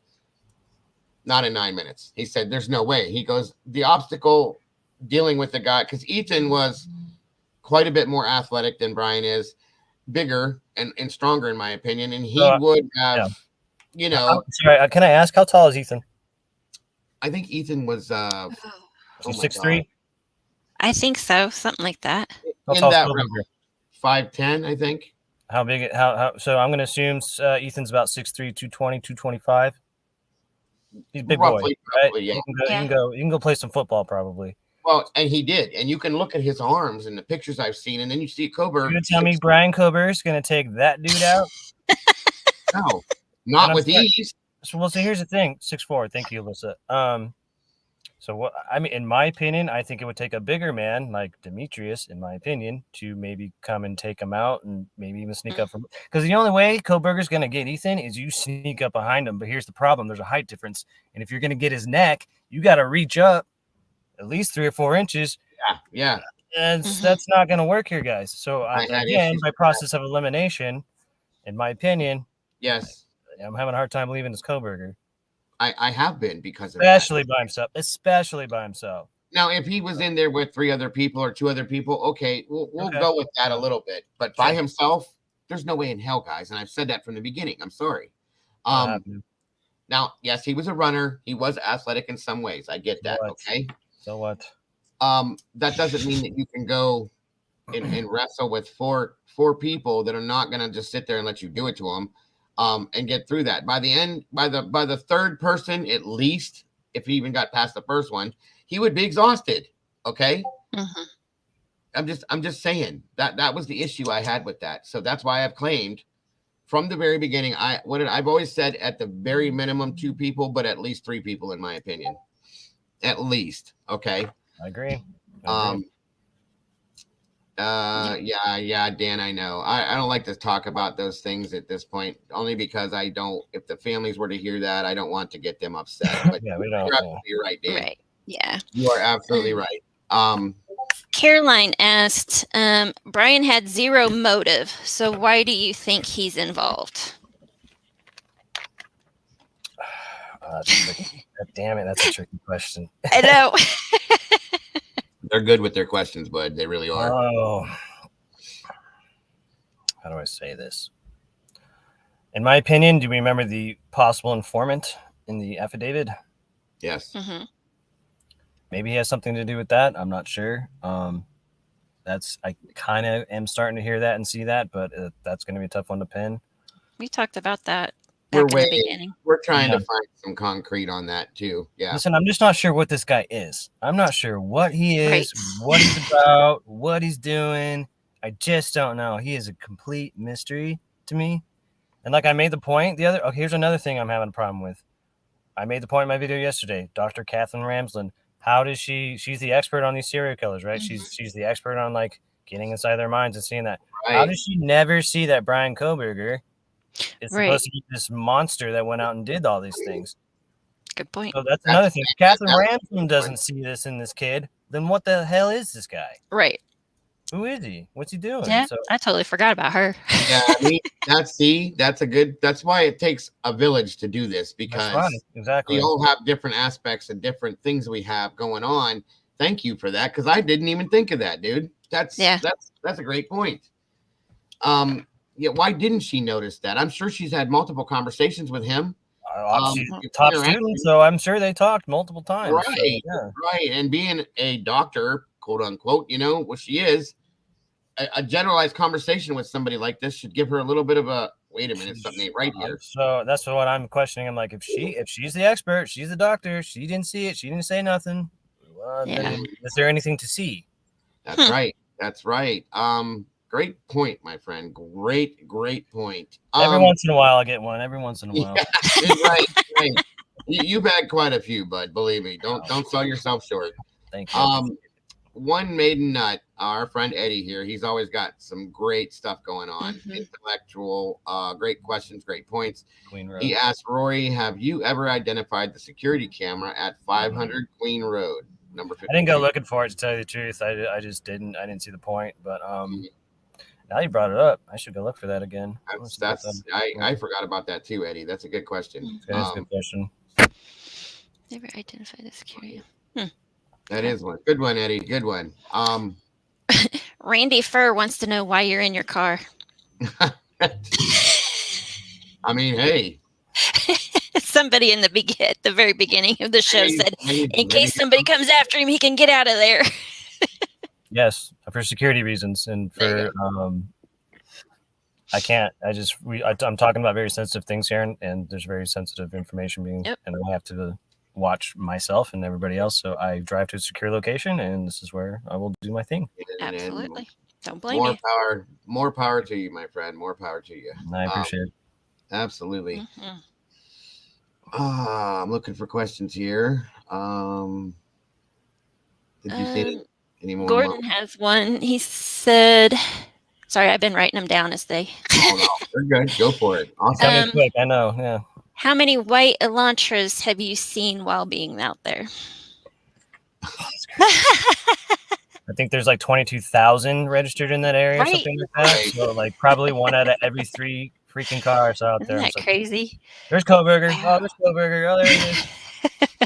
So how do we know? Thank you. You bring up a great point. That question is very awesome. Is that really the car that they have on camera? Right. Remember the iPhone photo? Yeah. Then does that really look like a Hyundai Elantra to you? The wheel, to me, in my opinion, the wheel wells do not match. It doesn't look like the same car to me. The other night when we talked, I had said to you, I said, go look at a specific car. Did you happen to do that? Bro, I'm sorry. I probably got. It was. No, it's all right. It's all right. I do the same thing. I said, go. I told this to a couple other people because I did it and I was really surprised. Go look at anywhere from a 20 to 22 white Tesla, because I was superbly surprised when I looked at that. Even as blurry as that stupid photograph is, it very much matches up, guys. So if you haven't, go check it out. I'm telling you right now. And we did overlays, we did this, we did that, trying to match up this car. That car to me looked more. If we're gonna go stay in the Elantras family, which one did we come up with that it looked more like? I think it was this was it not the Sophia, or not the Jesus. I'm not even the right family there. What the hell was that vehicle? We had said it looked like it was a smaller hatchback type version. That's that what I said. It looked like a hatchback more to me than anything. It didn't look like the Elantra. I don't think it is. I'll be honest with you. I don't think it's an Elantra. I'm sorry to say that, because that's what we've been talking about for months, but I just don't feel like it is. I agree with you. I don't think it is either, in my opinion, but I don't think it is either. Yeah. Thank you, CJ. Where are we at here? Go ahead with your questions there, Mama Bear. Melissa asked, do you think the sorority is involved? In my opinion, in the cover-up, yes, absolutely. Yeah. As in what actually happened, who knows? Right. Jesus, man. I mean, look, I just got to be honest. I mean, this case it's got so many different moving parts to it. It's not as simple as one guy walked in here and did this and walked out and he's a psychopath monster. It's not that simple. It's That's not. I agree. that. I do So agree. there's a lot of moving parts to it. As I said, Dylan is very suspect in my opinion. She needs to start talking. I would say that the sororities and the frats knew what happened that day before anybody else and were part of, well, we got to figure out how we're going to cover this up and not get in trouble because, listen, everybody knew what the hell was going on at that house. And there was something on the Drunk Turkey show last night that I believe he was talking about how Kaylee's mother didn't believe that it was a drug house because Kaylee wouldn't allow that. And I absolutely 100% agree with that. But my counterpoint to that is Kaylee probably wouldn't know because it's so stealthy. And how about all those parties where she's not even there? Right. Remember those times where those guys aren't even there? How do you know what the hell is going on in that house when they aren't there? You got 100 people in that house and you're not there. You don't know what's going on. And this is not to disrespect anybody or anything like that. I'm not disrespecting Kaylee. I'm not disrespecting her mother. Not at all. Right. All I'm saying is that there is a possibility that Kaylee absolutely had no idea what was going on there, which is what I believe. And that's I agree. Caught up in a bad scene, and she didn't even know. Yeah, I'm kind of glad. Wrong place, wrong time. Well, here's what it is. I'm kind of glad that you said that because that, in my opinion, that might be the problem. She just didn't know. Yeah. That maybe she found out what was going on in her home when she wasn't there all the time and was like, wait a minute, this ain't cool. I don't like this. This is not good. Yeah. Yep. Okay. And because I can agree with Christy 1,000,000%. That Kaylee's not that person. Absolutely. No. You know what I mean? And I feel strongly about the fact that she did not have a clue. Okay. And who would know her better than her mother? Okay. Absolutely. That's not my daughter's thing. They kept in very close contact. They were a close family. I agree. And I think that may be what the problem was, folks. I think that she had come upon that, maybe possibly that this was going on because we did see, Rory's right. We saw multiple body cam videos of police showing up at the house and they're never there. Maddie wasn't there. The one time we did see Xana there after the fact, but there were other people there that were there earlier at that point. And she didn't know anything about it. Uh-huh. You know what I'm saying? So, that's a different story altogether. So these kids were not in that house, but other people were all the time. That's the thing. And that's the problem. So I'm just saying, I agree with that 1,001%. 1 second, everyone. Carry on, if you will, Mama Bear, with your question. Okie dokie. Peanut wants to know, where's the police station from there? It's fairly close, isn't it? Actually, that's kind of Drunk Turkey brought that up too. There's a police station by that Indian Hills Road. So I think what he told me once was that he may have stopped on the hill or something to have a lookout or something like that. I'm not sure. Yeah. That's been brought to my attention at multiple times, right? But I just I think it's somewhere around there. I never found it. I didn't go looking for it, but it's not by the courthouse. I'll tell you that. I know where the courthouse is. It's right. It's in the neighborhood. But yeah, the police station is somewhere around Indian Hills Drive, from what I understand. Okay. Go ahead. I have one here, and I'm not real 100% comfortable with this question myself personally, commercial, but I'm not, that's your right to ask that question. I didn't see that. Therefore, I can't say I agree with that, but you could ask that question, which is, did you notice it was Brett Payne who shined the flashlight in Xana's face on the noise complaint in the one body cam video?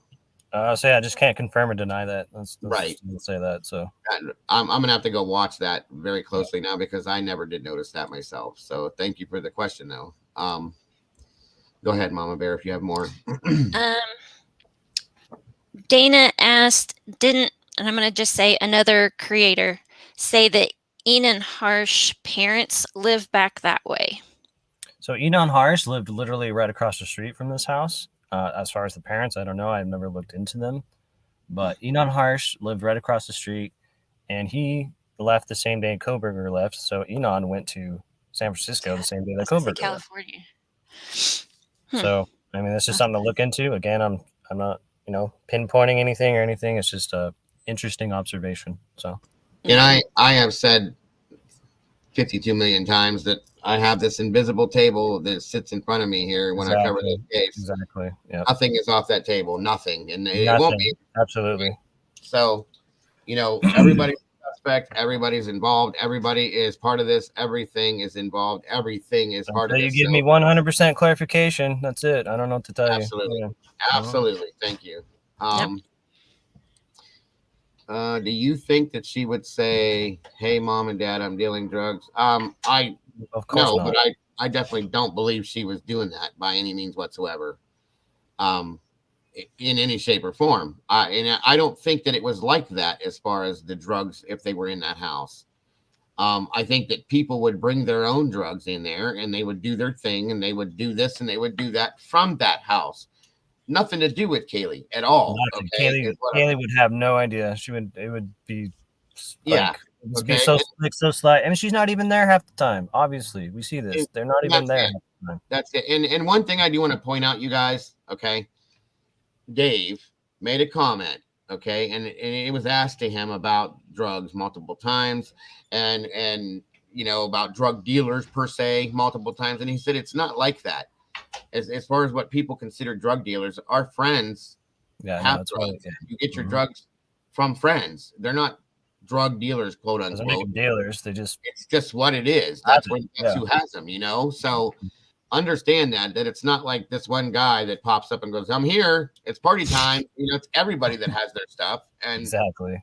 And this is how it's working, folks. Is what I'm saying. So, I know there's a what's the word I'm looking for here that gets a mind picture about things like this, and it's like, okay, but yeah, you can't think of it that way.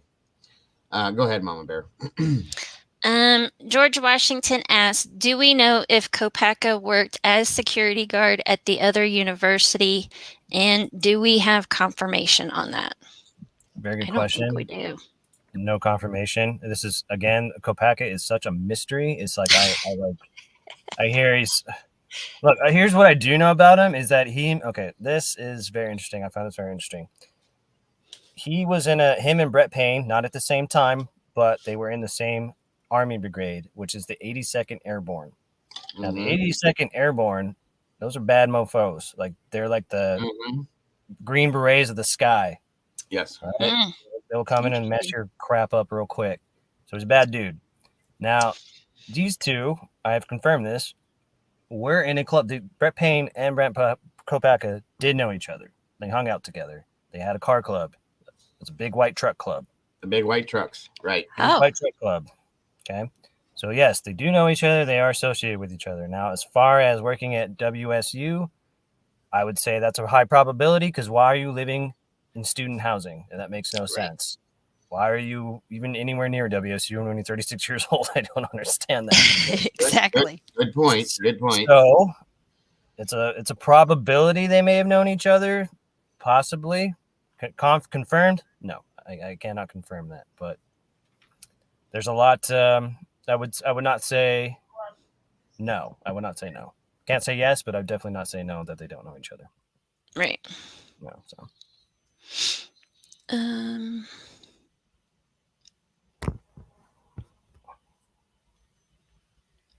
Says Rory, you in Van Life said Chief Fry was at the Corner Club on the night of the incident. Are you 100% proof positive? I asked because Captain Lanier looked like twins. And that's why I'm not 100% proof positive because I don't know for sure. I wasn't there. I don't know. I mean, I can't I don't have video camera stuff that could analyze people's faces. I just don't know. Does it look very similar to him? Absolutely. And I've also heard, this is just what I'm hearing. I'm not saying this actually happened, but on the night that Kopacka went down, guess who's on the scene? Good Chief point. Fry. What the hell is he doing up there? You're in another state, another county. You do not have jurisdiction in there. Again, this is what speculation and what I'm hearing, but if that is true, that raises a lot of suspicion and a lot of questions. You don't have any jurisdiction out there. what are you doing out there? Right. Also, I have to ask, where's the body cam footage of the takedown of supposed Kopeka? Where is any of the footage? And why? Goddamn Exactly. Right. And why can't we Right. FOIA any of that? It's not available for that at all. None of it. None of It's it. just ridiculous. There's no public information on it, so why? And I've been told Why?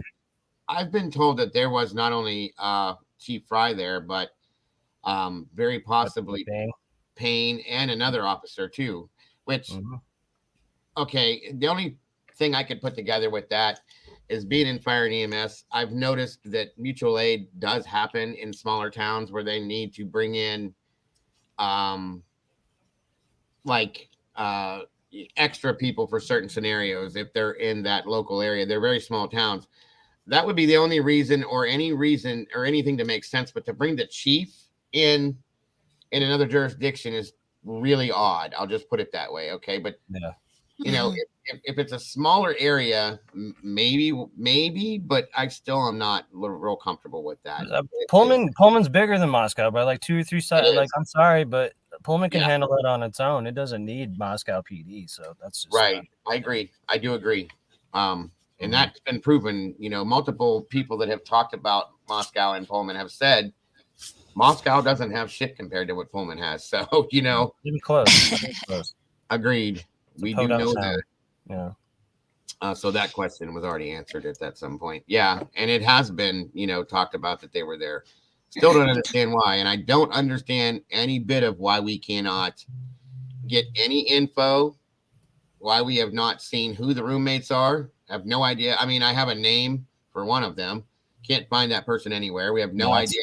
No idea who they are. I don't think they exist, in my opinion. I think it's. You're not the only one that said that. And multiple people have said that they don't exist. And it's like, okay. At this point, I believe that because nobody has seen nor heard from them at all. They are there.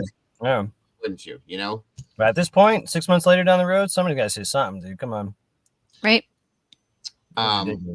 Somebody else that in here it's not really in the form of a question, but it is a question. What do you think when it comes down to it that they're going to take anything out of the Elantra, out of his car? They're going to get anything from it?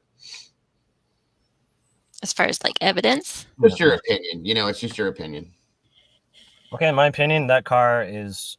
I'll say this: if they don't find anything in that car, you got nothing. You are done. Don't even mess with me about Kohlberger anymore. Like I don't even want to hear the name. So I don't even want to hear his name anymore. If you got nothing in that car, you're done. Exactly. Especially since he cleaned it. Supposedly. I highly doubt you're going to find anything. I really do. Yes, we do have the scanner traffic that night. That's the only thing we could get was scanner traffic from the Kopeka incident. Sadly, and it still doesn't make sense. It does not make sense. Okay, and that's one thing I do need to talk. I told you guys earlier I was going to have to eat some crow. Okay. The audio that we've all been jumping all over, up and down, this and that. And I argued the other day and said that somebody had said, I believe it was debunked, this and that, and everything else. And I said, well, who debunked it? I never saw that, never heard that, you know, so on and so forth. So it is debunked, folks. It's 1,000. What's that? As well. Yeah, it is 100,000% debunked. I watched the video on it. There's a woman by the name of Martha Jimenez that made the audio. And she does, I don't understand the reasoning behind it, but she makes these audios up to go along with crime scene situations. Okay. So what she had done was she took the what Dylan had said, basically what she heard, and she made an audio to match that. And it, you know, got out, and then people manipulated it multiple different ways. And we have the audio now. And I listened to it last night. I have the video. I can show you guys. It's under, or I can just give you guys the channel that had it was called. It's a criming shame. Criming shame. Yeah, I talked to them about it. Yeah. Okay, so it's not. I don't know, guys. From what I understand, I mean, it's hard to not believe that. But I will say this: it was talked about that house next door does have video and audio of what things that did go on that night. I don't see how they wouldn't. Okay. Right. And that I think it was Olivia actually did get some kind of footage of some sort from that house that we had heard in one of the interviews. Olivia meaning Kaylee's sister, okay, and so on and so forth. So I do believe that there is something out there, because if we listen to or if we read the PCA, this is what I had issues with over this whole audio thing, and I guess I just got it like mixed up in my brain. Where are they getting what the reference they're talking about in the PCA from an audio reference? Where's that coming from then? If there's nothing out there, you know what I mean? There's obviously something out there somewhere. Something's out there. Absolutely. I mean, out of 51 terabytes of digital, there's something out there. Yeah, something. Yeah, exactly. Yeah. Mm-hmm. And yes, the audio, Sonia, I agree. That's why I think we all, and even the woman that had her on from Crime and Shame said that she fell for it. Okay, because the dog in it barking, the scenario of it setting it up makes it fit so very well. I get it. I'm gonna leave it alone at this point until I'm done with it. Yeah. Something else comes up from it that makes more sense, we'll say. But at this point, I'm out of that part of it. I'm done with it. Yeah, I was wrong. It's been proven to me in a sense, and as I told you guys, you prove it to me, you give me concrete proof, I'm good. I'm walking away from that. Yeah, so we're good. Yeah, we're good. Yep.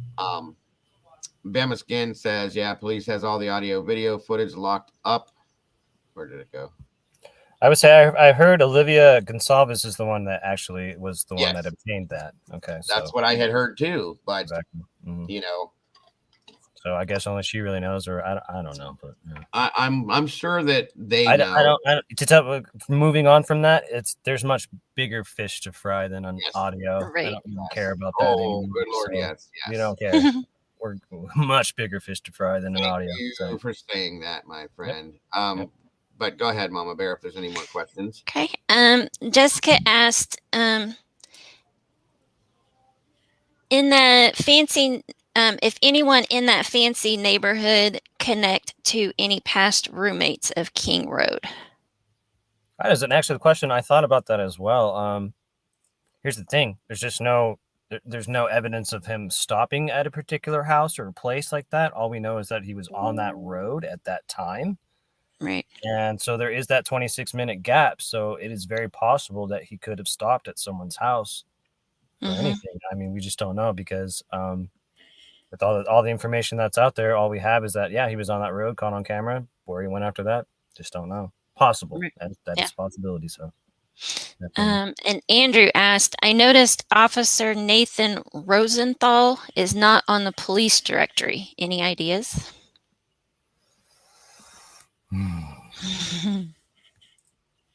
I'm sorry, I'm not going to answer that. I can't.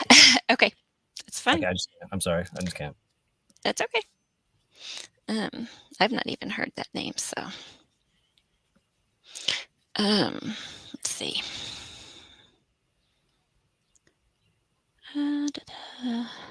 Thank you, Steve. I appreciate that. Yeah, we're very close to that too. Appreciate that so very much, my friend. Let's see. I was gonna say, unless you see any, I'm caught up at the moment. That's what I'm looking for right now. I was trying to scan through it. That's why I was quiet for a minute. Am I going to be able to switch over to my phone a little bit? Yeah, you can do it however you want to do it, bud. Okay, yeah, because just my laptop's about to die here pretty soon. So is that cool if I switch over to my phone? Yeah, you can do the same link from the chat. If you jump into your phone real quick, just click the link and you'll come right back in. All right, man. I'll see you guys in a minute. All right, thank you, bud. Dago, I'm going to do the same thing, get off my laptop and go to my other. All right, yeah, I have to be done and over with this, by the way, by at least like 3:15, 3:30 at the latest, because I have a doctor's appointment. So we'll be moving through this one. I'm looking see if there's any more questions. Let me drop that link back in chat for him. There we go. I appreciate you guys being as respectful as you're being and polite. I appreciate the questions. You guys have had some very good questions. And you guys are doing great. Just period. You guys are doing great. Thank you so very much for it.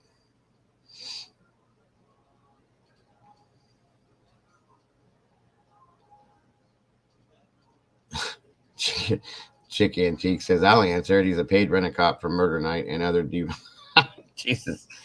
All right, Chick. Okay. Well, we lost everybody. How about that one? Again, Evil CJ, thanks for joining us today. I appreciate you.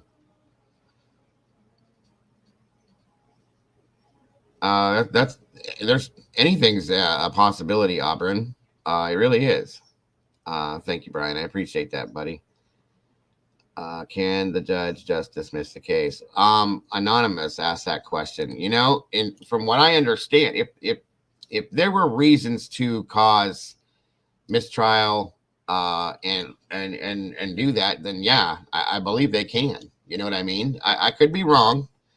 Thank you, CJ. I appreciate that. But I'm not. Yes, Gina, I will make sure you get some kind of a cookie. Maybe it's a virtual cookie, but you're being a good girl today, so thank you. Yeah, you should be able to, Mama Bear. It's the same show, so you should be able to just jump back in. Once he gets in his phone and comes back in the chat, same thing. Or I'll just give him a new one. It says there is audio. Right. That's what I was saying, Chief. They're talking about picking up some form of audio that night or something in an audio. So I want to know where that's at. Obviously, they have it, you know. And nothing was probably that's what made this interesting to me, because things like that usually don't get out. Okay. And it was said that it was leaked and it was this and it was that, which is why I understood, you know, that we had an audio, but I can't imagine police, which they're not going to, letting this audio go and saying, here, listen, guys, this is what happened. It didn't make sense. You know, it's definitely not that it doesn't work that way. We have typically Unique asked if we tried to find roommates. We all have been looking and cannot find them. I'm sorry to say. Welcome, Cindy Ann. Good to see you. For those of you that I haven't been able to greet that jumped in recently, I'm so happy to have you here today. Thank you for joining us. My apologies. And for all of you that sent the super chats, guys, I said I would get to those. There she is.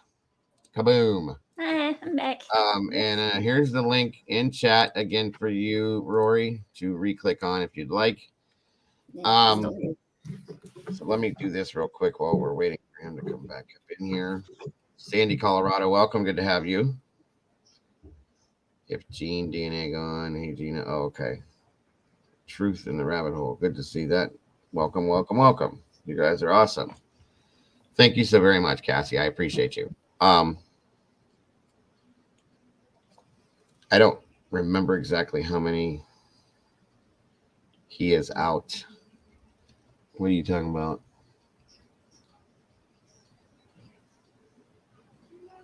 No, they had no reason to swallow him. Gotcha. All right. So for those of you that dropped the super chats, guys, I'm like I said, I would get to them in a little bit because I didn't want to interrupt for that. But thank you. He'll be in here in just a few minutes. He had to wait for a couple minutes to get back in. So I wanted to say thank you for all those. They are very much appreciated because this is 100% crowdfunded, folks. That's what keeps us running. So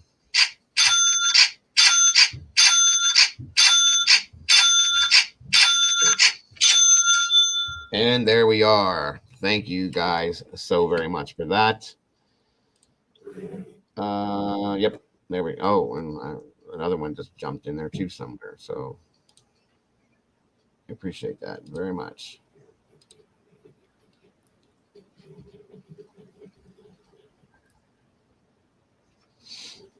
I think this is going well. Yes, very well. Like I said, you guys are doing great. I appreciate the respect you guys are giving and being with this. I don't know if it's necessarily a Rory question, but she asked, explain what defense is wanting to hide by fighting to keep the gag order. Oh, what defense is trying to hide? Mm-hmm. I'm not sure. I don't know if they're trying to hide something per se. I know a lot of people are believing. Thank you, Miss Brandy. I know a lot of people are believing that at this point because that just dropped yesterday. The defense wants to hold the gag order. At least I thought it did. And it was kind of interesting to me, because you would think that it would kind of be the other direction, maybe. Right. But I don't know. You know what I mean? Right. I don't know. Do you have an opinion on that? No, because that, like you said, it doesn't make sense that the defense would want to keep it. Right. Do we have the PCA close? Yep, I can get it. Yeah, either way, you can either put it up or send it, and I'll put it up or something like that. Somebody was requesting it. I guess we're going to do that when he comes back in here. I guess that's where the questions are going to come from in that sense. Oops. Click the wrong one. Hold on. Where'd it go? Koberger doesn't have to say anything. Defense doesn't want cameras in court. Well, at this point now they're saying that Koberger doesn't want cameras in court. Yeah, that's true. It makes you wonder why. Yeah. Interesting. Maybe it's because he doesn't want. I mean, not that the whole world doesn't already know who he is, but you know, I don't think anybody wanted him. Prosecution, the defense, and I'll be honest with you, based on what I saw so far from the judge. You're okay. I saw that, bud, and there's the link for you right there in the bottom of the chat, right underneath that name, Brian Hoffman. Actually, it's under Will B now. My chat was moving too fast. No cams could be related to Patterson trying to write. Yeah, I did find that James Patterson's writing a book on this. You know, the crime novelist. Okay. Because press conference, Judge still on this. Yes. From what I understand, Judge is still on this. As far as I know. I'm not going to do that, be able to do that and bring him in at the same time. So I'm going to have to hold off for that for a minute. Oh my God, did you see Brian blink? Right.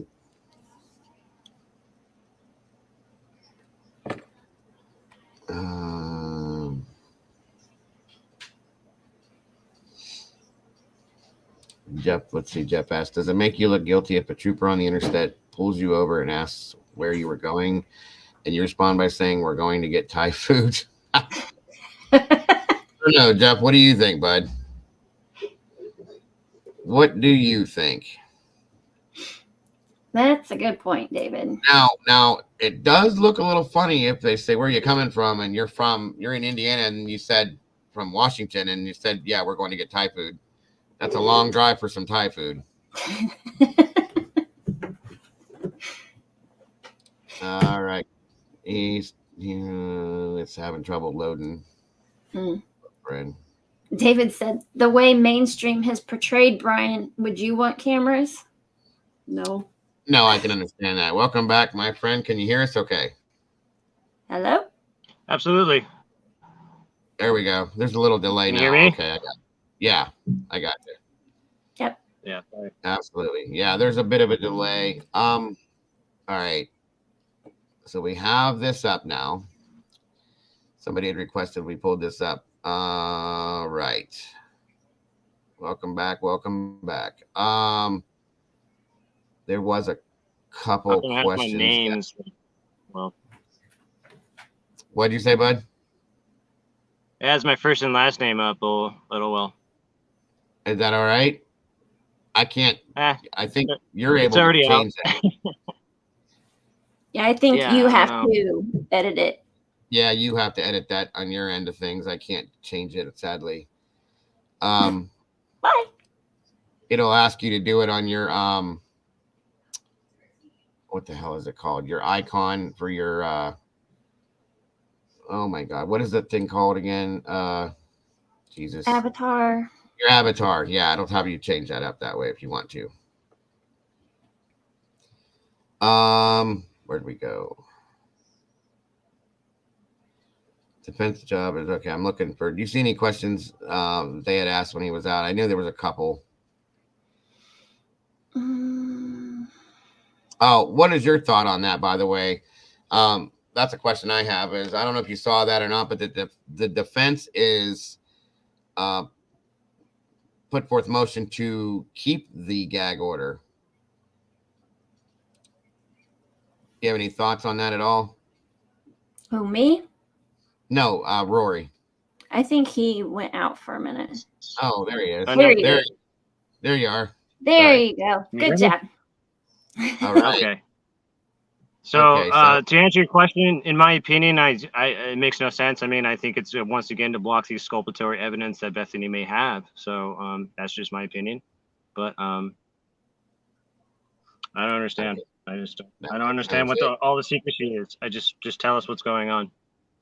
Yeah, I agree again, and I was a little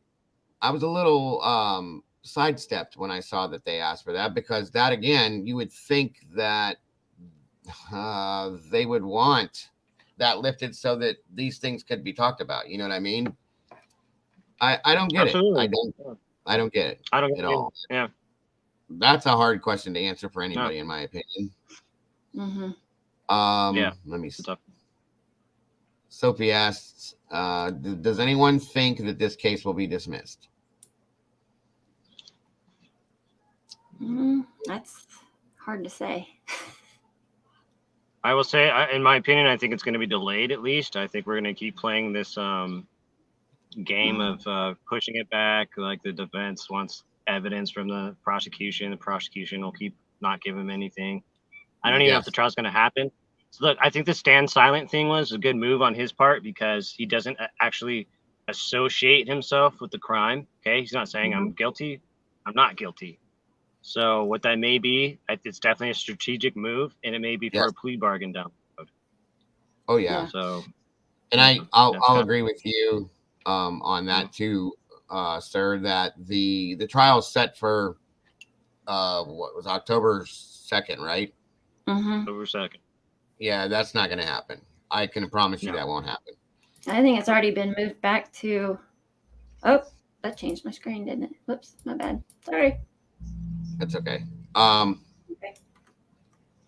I'm looking I think here. it's already been moved back to October 27th, if I remember right. Let me pull up. See, they already moved it. So I mean, there you go. It's just they're going to continue to do this. Yeah. And it's, you know, we've seen the documents. Heather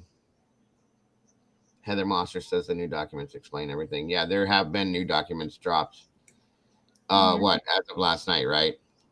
They're dated the 6th, so yeah, day or two. They can't block exculpatory evidence. It's a Brady violation. Yeah, that is true. That is definitely true. They're doing it. Do you have an opinion, sir? This is a question from me on it. Okay, let me phrase this the right way. Do you have any kind of a thought on the exculpatory evidence, whether it's real or what it may be, if it does exist for real? That's a good question. Who knows? I mean, listen, I think it's the truth. I think it's Bethany's like gonna tell what really happened and say, we never seen this guy. We don't know this guy. It was a completely different thing. Yada, yada, yada. Like, listen. Can you imagine? Bethany, in my opinion, Bethany is the key to this. Okay. This is why they're blocking her. And this is why she's scared to death to even go to the state of Idaho, is because she knows something. Okay. She knows something, obviously. So I agree. I do agree on that one. And I think that's why nobody has seen nor heard anything from her at all. I think that's why they only got a statement from Dylan that they put in the PCA there, because I think Bethany said, you know what, this ain't right. This ain't real. I'm out. You know what I mean? That's my opinion. I'm just saying, folks, and if that's the case, if she's that scared, I'll be honest with you, I'm kind of scared for her. You know, I hope that she is in a safe place. And if that's what happens, you know, I hope they protect her like they should. That's all I'm saying. I'll be honest. Let me see. All right, so You're not doing a good job because I know where she lives. She lives in Reno. So Right. I agree. ain't doing that good of a job. Well, it looks like tomorrow, the 9th, there is a motion hearing at 10:30, mm-hmm. and then another motion hearing at 1:30, which doesn't make sense. Okay. Motions for what? I think the one motion was to the thing they've been fighting back and forth about, the stipulative remember prosecution was, oh my god, we just did this a couple days ago. You can share my screen, it's up there. Oh, okay. This is the new or no, that's the statement from Payne. Hold on. Sorry, wrong one. That's all right. There's so many there's so many documents. It's ridiculous. This one. All right. I think they're both about the gag order. Okay. Here, let me blow this up a little bit more. You're gonna have to. I love your guitars, Mama Bear. Those are awesome. Oh, those are my husband's. Thank you. Oh well, they're very nice. Pretty sweet. All right, so there's they were on the 9th, weren't we? So there's the 2 on the 9th.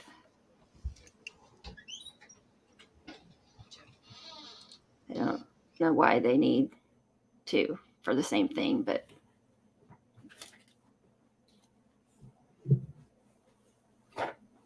and then the 27th, there's a hearing at 1:30. And then another motion hearing at 1:30. A motion hearing at 1:30. So those Very are all interested to 3. know what they're feeling. This is weird. And you know, Gina Marie said that it's about the it's all the whole thing is about Cameras and all that. something. No. I'm looking. I just saw that right before I blew that up. Where'd you go, Gina? Hold on Nope. here. Oh, they're both about the gag order. Okay. And then November 9th now is the jury trial. Well, I thought that was when we looked at that they moved that as being the last day of the trial. Remember? I don't know. I'm just reading what's on the They screen. keep moving things around left and right. Yeah. I have to turn off the notifications because it's like blowing my phone up every time they change one. Yeah, right. No, I agree. And I still think it's going to get continued again. I really do. I said in the beginning when they first started talking about the trial that I gave this trial 2 years out. Okay, July 2 years from now is my opinion. It's gonna take forever. At the very least, right? Chick Antique is saying it's still 10-2, 11-9 is the last day booked. So that's what I had thought. Yeah, because Jules looked at that too. So it's still set as of October 2nd, and it's supposed to be the last day is November 9th. But that, folks, I'll be deadly surprised if that happens that way. I really don't see it happening. All right, let me see. I don't see any more questions for you specifically, sir. If you guys have any other questions for Rory here, if you would, let's drop them here in chat. Yard sale. Do it now or forever hold your peace. Correct. You did go over there to Steptoe, right? You were at Steptoe, I do believe I saw in one of your videos. Mm-hmm. Yeah. What's your take on that area over there? Yeah, I've been there. Anything in particular you'd like to talk about that place? Or I did notice that I think it was you that had talked about the one bench.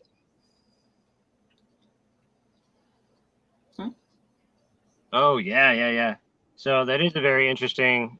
So if he was supposedly accused of sneaking into that girl's apartment and under the ruse of to prove to her that she needed security cameras in her. So when I walked by that bench, I had been to Steptoe before that that video that I made, and the first time that I walked by that bench, it just gave me this really eerie, weird vibe. I didn't know why, and I couldn't figure it out. But then the second time when I went back, walked by it again, and then I just like kind of looked up at the windows, and I was like, oh my god, this is totally where he would have, if this happened, he would have been able to sit down, act like he was on his phone, doing his homework, whatever, and just be able to totally spy on people unaware. Like that's totally how I figured it out. That's why I think that bench gave me an eerie vibe, if that's what he was doing. Now that area, now the Jack in the Box is literally right down the street, so he literally can walk there. And I don't know if he was a frequent customer there or not. I just really don't know. I don't see why he would go in there. I don't know why he would go into a fast food joint that serves very crappy vegan tacos and that cooks their food in oil that mixes with meat and other that right, stuff. right, yeah. In there. And so I don't know what. I have a really serious question for you. Okay. Did you actually eat those damn tacos? I had the Koberger special. You damn right I did. Oh my god. Oh no. Well, that's how I had to get in. I couldn't just walk in like guns blazing. I had to like, oh, can I have some tacos? Oh wait, I have a couple questions though. So I had to be kind of slick about it. The second time I was not as happy, but yeah. I couldn't do it. I was when you ordered them. It was not worth it. It was not. When you ordered them, I'm like, please don't eat those. Please don't eat those. Those sound so gross. Don't eat those. No, they were pretty bad. But yeah, I'll bet. Hey, I'm dedicated to my job, Dago. I'm dedicated to my job. Yes. You took one for the team. That's it right there. Yeah, right, I did, because that was definitely taking one for the team. So. That's what Danny Antonucci says. Those tacos are the real killer, right? Right. Yeah, dude. I think you are right. I think they DoorDash themselves out there, and yeah. Yeah. Oh, there's a good question. I was wondering to answer. What do you have any specific thoughts on the actual DoorDash person and how that went down, and with everything that went down, and that person being there or not being there, or like in that scenario? Okay, so here's what I've been able to confirm is that DoorDash order was made by an account that's not an original or a regular DoorDash account, and it was purchased with a gift card. So I found that very odd. So to me, that's somebody that doesn't want to be known that they're making this order. Now, the DoorDash driver is kind of important as what time did you go out there? What time were you specifically on the road? And when you arrived, did you see a white Elantra? Did you see anybody weird walking around? Did you see something where the kids walking with all the lights on? I mean, like, tell us what's going on.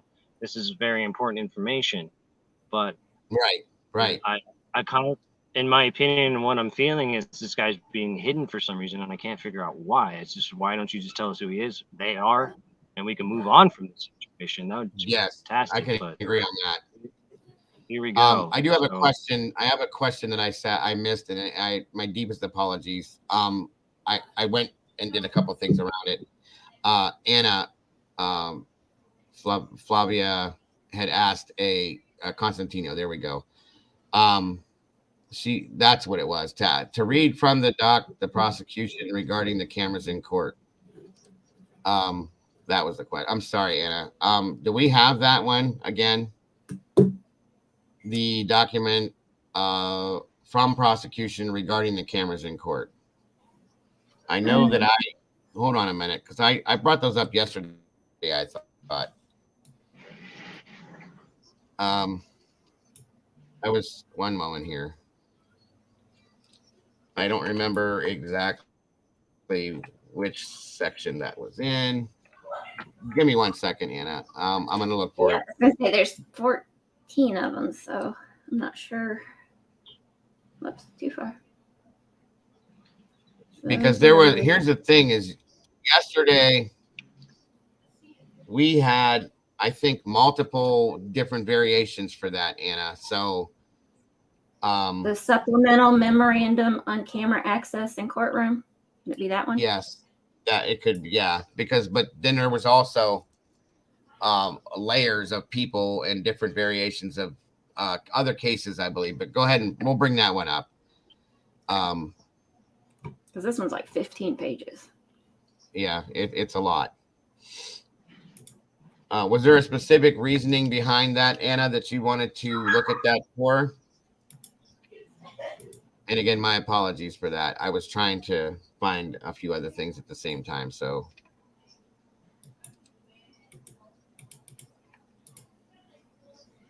all right, I can't see chat when I blow this up. Hold on one second. I'm sorry. Bring that down. And yeah, she said it's only 2 pages. Well, this isn't the right one then, because this one's 15. And though she said the one from prosecution, I thought I pulled that up yesterday. About cameras in court.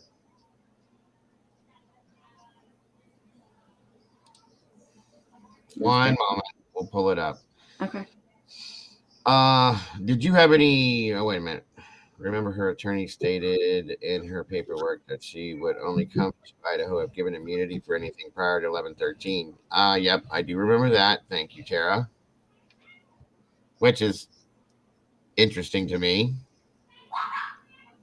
Yeah, why would they offer that if she has nothing to be immune about? That doesn't make What do any you need sense. to be immune from? Right. That's my question. Maybe she felt like she was involved in something as well, or maybe she is. Maybe she is. Okay. Possibly. Thank you. Thank you for that. Absolutely. Again, happy birthday, Kaylee. 100%. Yes. Should be 22 today. Yes. Yes, sir. Yeah. Is this it here, or is this the old one, Mama Bear? Oh, that's down. I'm sorry. Oh, you can show that if you want. It's just the Idaho government website screen. They can. Well, no, I'm still trying to see Oh. if we can find that specific one that she wanted to see. You sent me that link. Afro Leon wants to know if you have interviewed Dave yet. No, I've not. No. No, I'm supposed to talk to. I just missed WS Kim the other day on my buddy's show, and hopefully I'll be talking with her soon. But I've not talked to Dave yet. So she's usually in here. Yeah. I'd love to talk with her. I absolutely would do. States. No, that's not it. States response to defense motion to enlarge time to file. That was the other one. Okay, hold on a minute here. I'm working on it. There's a lot of documents in here. I'm telling you guys. I know there is. It's ridiculous. And no matter what we do to organize them, it's near impossible to do that. So, and bear with me, Rory. My apologies on this. That's all right. Legal jargon. It's never fun. I know. Right. Right. Dan wants you to try and figure out Maddie's jacket on the fire hydrant, please. That wasn't Maddie's jacket. I don't know what they're talking about. So, okay. There was a jacket left on a fire hydrant. Go ahead. Were you going to say something? I'm sorry. No, I haven't heard that jacket either. So. Yeah, there was a jacket left down there that had like fur around the hood, and the jacket Maddie had on that night at the grub truck and at the bar, that wasn't that type of a jacket. That's why they left it there, I believe. Junkin Mama, what's your opinion on the 2 surviving roommates? You may have already covered that. I think we did in the beginning. Yeah. You did, yeah. Okay, I'm still looking, Anna. Did she answer when I had asked her if there's a specific reason or something specific she wanted to see in that?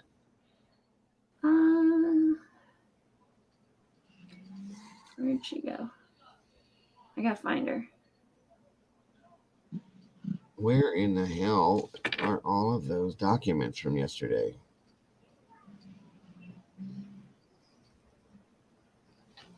Goodness.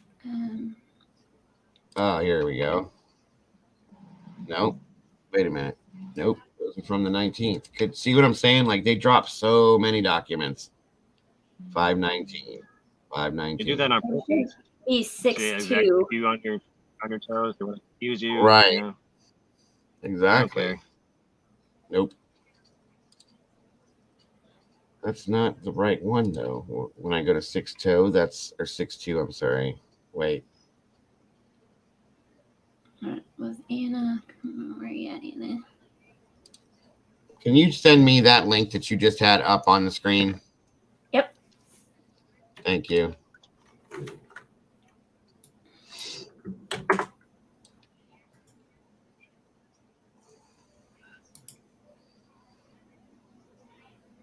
What's she saying in here?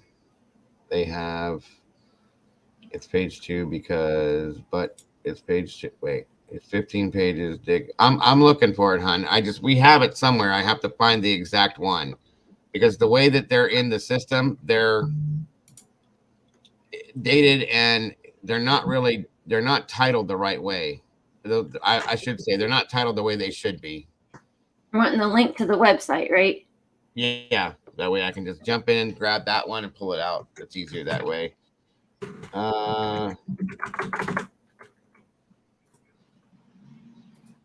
Sure, I'm sending the right link. Why do I have?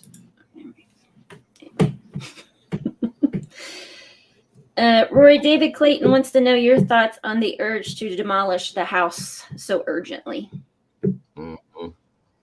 Great question. And in my opinion, it's for a reason. It's because, well, so the university doesn't want it because it's an eyesore. And it's also because kids don't want to go to school and be reminded of what happened. So what happens, that town is heavily, heavily reliant on the university. It's pretty much their economy. So if enrollment goes down, guess what? The whole town suffers. So that house is a very bad reminder of what happened there. Now, that house is extremely important because it holds a lot of evidence that the jury, in my opinion, needs to go into that house and see for themselves. It's much, much different. Like I said, that's why on the ground is much different. When you're actually there, you see things differently, you feel things differently, you think differently because you're actually there and you can see it and feel it for yourself. So I think just like the OJ trial, the jury needs to walk in, see that house, see the configuration of the house for themselves so they can be like, how the hell did this happen the way that they said that it happened? I think that's a major thing that needs to happen, and why they want to tear the house down so fast really does raise a lot of red flags for me as well. So that's a very good question. Yeah. I agree. Okay, Anna, is this what you're looking at here? This is the introduction to it. That's obviously not the exact page. I just want to make sure this is the one we're talking about right here. Why can't it give me the light? The supplemental memorandum on camera access in a courtroom. Is this the right one? And then I'll go to the page if this is what you wanted.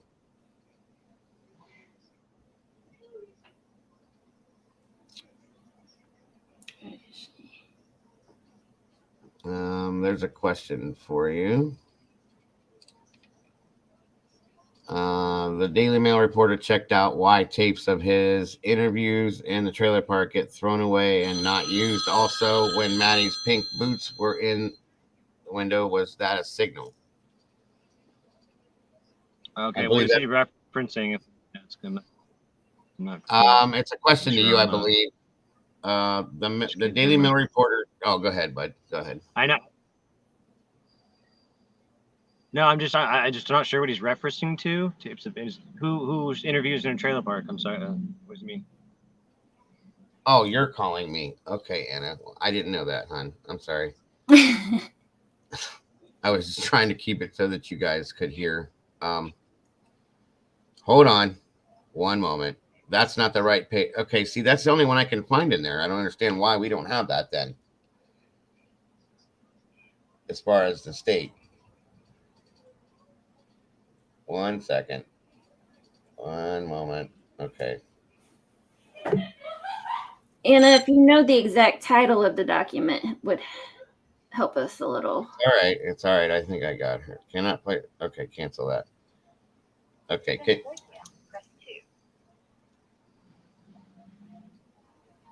you hear me? I can, sorry. Sorry for calling you, oh my gosh. But basically, It's okay. It's okay. Go ahead. so basically the document is it says state brief on video and photographic coverage, which is the one that Mama Bear said is 15 pages. Okay. However, there are only 3 pages because the rest of the pages are about the lottery value court procedures and stuff. So they're not relevant. Oh, okay. What I'm saying. Okay, so it's page number 2. Is it in with the rest of the documents? Yes. So it's the second from the bottom up. Notice of hearing defendant's motion to. No. Okay, so that's not the right. Brief on video photographic coverage. Okay, do you hear that, Mama Bear? State's brief on video photographic coverage. Okay. 15 pages. She said it's 15 pages, and it's. But only 3 are relevant. Only 3 of them are relevant. State's brief of court coverage. Right. Okay. Yeah, I haven't seen that one yet then. And that may be some of the 10 new ones that have dropped that we haven't managed to get to yet. Maybe that's why, because it came out of the newer ones that we haven't actually had a chance to look at today, because that's why I was probably going to look at those tomorrow because we had Rory here, but that's okay. I can pull it in real quick. You can look tomorrow. No problem. Thank you so much, though. Well, I'm sorry. I wanted you to be able to get what you wanted. That's fine. Thank you for calling, though. No problem. Thank you for having me. Absolutely. Bye-bye, hon. She's in Ireland. Aw. Yep, I found it. All right. There we go. Whoa. Watch your time. It's already about 5 after 3. I gotta pull this together soon because I have a doctor's appointment today. Did you, but real quick, because I don't like leaving you hanging there, bud. Do you have any questions for me or Mama Bear or anybody in chat in particular that you wanted to ask, or?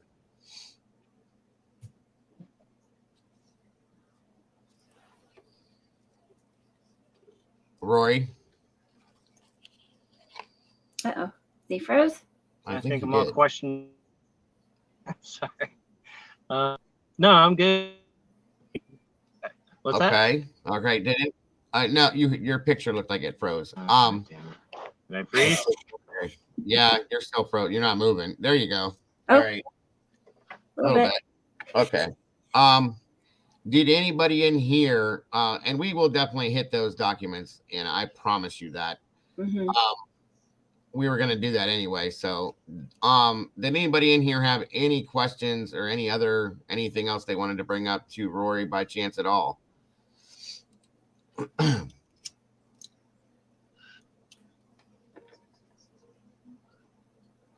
Frozen shock face. Good job, Molly. Yeah, thank you, Molly. It's a good thing he's not clad in black, though, you know. For 8 hours. For 8 hours, I'll be stuck in the same frozen shock face. Uh-oh. My mother's in here. She said that you look like Zach Bragg from Scrubs. He does look like Zach Bragg from Scrubs. I love that show. It's a great show. It is a great show. Welcome, Mom. It's good to have you here. Zach Braff. Sorry. Braff. Yeah. It was something like that. It was a great show. I think it's when you go to laugh, you make that same look that he makes. Oh, really? No one asked if the wrecked Elantra owner was from Colorado. I don't so. No, because the Ultra's from Pennsylvania. That's why I didn't have the front plate. So, Don't pee in the car. Sure. What? Thank you, Mother. Don't pee in the Appreciate car. it. That's what somebody said. Don't pee in the car. because of the sitting in there for 8-hour thing. Oh, Yeah, I was thinking like, why would he pee in his car? I will actually get up and go to the bathroom like you're supposed to. Yeah. Thank you, I appreciate that as well. But I appreciate that. Yeah, thank you. Yep. And David says just a thanks to Rory for his courage and determination on the work he's doing. Absolutely. Thank you. Thank you very much. I appreciate it. We have a lot of fans of you in here, by the way, buddy. Not to make you blush, but these ladies are really into you. I'm telling you right now. Wow. That's how he's doing this, guys. He's using his looks to get these questions answered is what he's doing. Oh, come on. I got a little more than that, don't I? I mean, right. I think I'm a little decently smart. No, I'm just kidding with you. That's awesome. I mean, you are doing a great job, brother. You absolutely are. We do appreciate everything you're out there doing, by the way. 100%. There's Heather, too. So I think you pretty much, she said guilty, and she's laughing. Like, they're all admitting to it now. And no, guys, I'm not going to set up a dating service for you guys and Rory. Right. You know. Yeah. I'll be a horrible boyfriend. You'll never see me. You'll never see me. I have too much work to do. I'm sorry. I don't sleep. I barely eat right now. Like, I'm a wreck, man. So that'd be horrible. Actually, here's a question for you. Why did Fry state that Adam was working with Ellie if Maddie only discussed getting back with Jack D? A bar doorman only. Why did Adam abruptly leave Moscow too?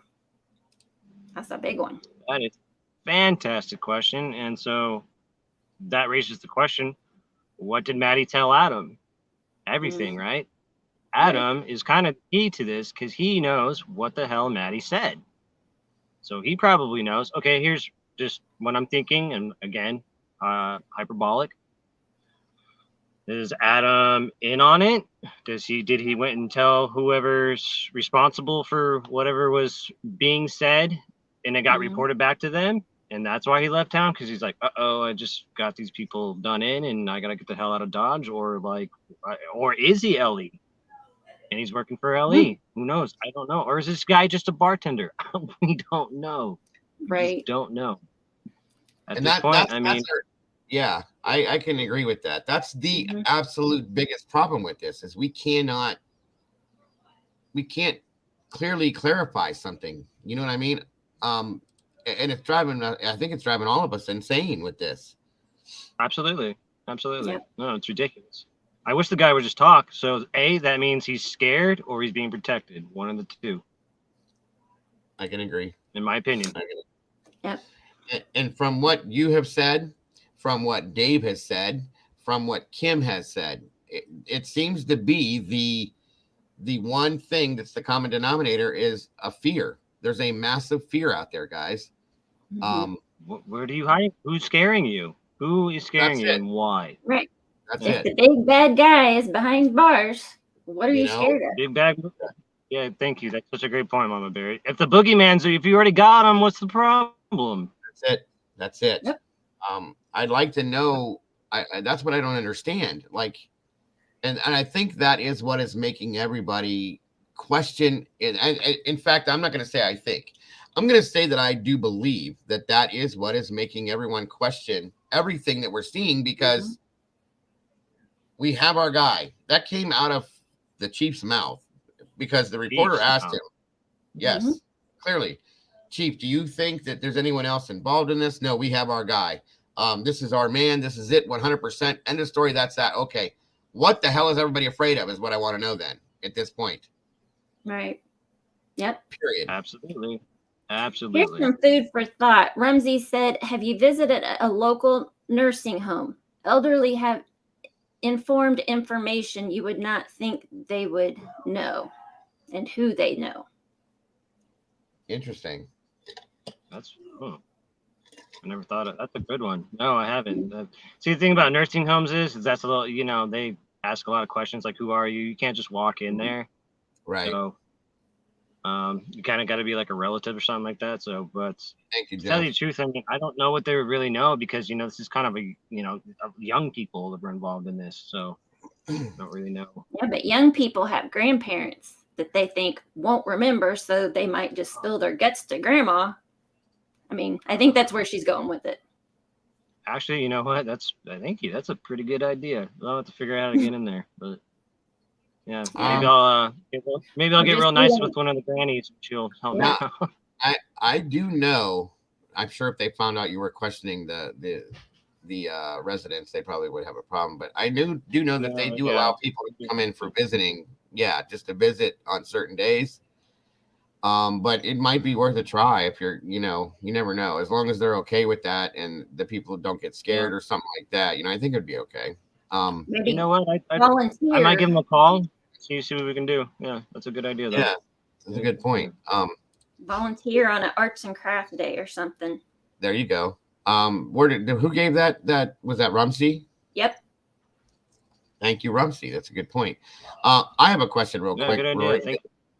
Did you visit or have any thoughts on that trailer park that was supposedly very possibly maybe involved in some form by just looking into it just for the heck of it?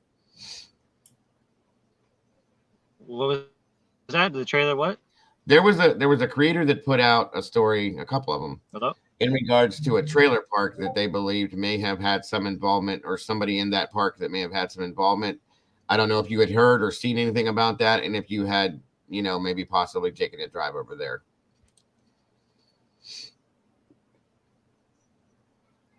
No, that's the first I'm hearing of a trailer park, but anything, and I gotta say, it's from when I'm come across and when I'm starting, I feel that the town has a lot more that they're not telling us. I think it's kind of a group effort, I have to say.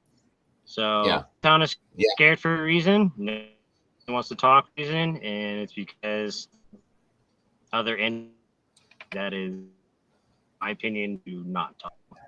Right. I have not heard of that park, but when you can send me some information on that, I will definitely give it a. I can do. Yeah, I can get together with you on that. There was talk about 2 red cars that were being cleaned around that period of time, so on and so forth, and it came up more recent than not.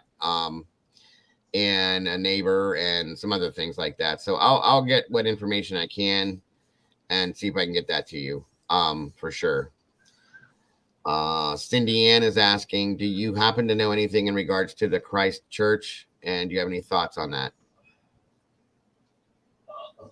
Okay, yes, I am getting a ton of information on the Christ Church, and this is coming to us probably about 3 or 4 times now. So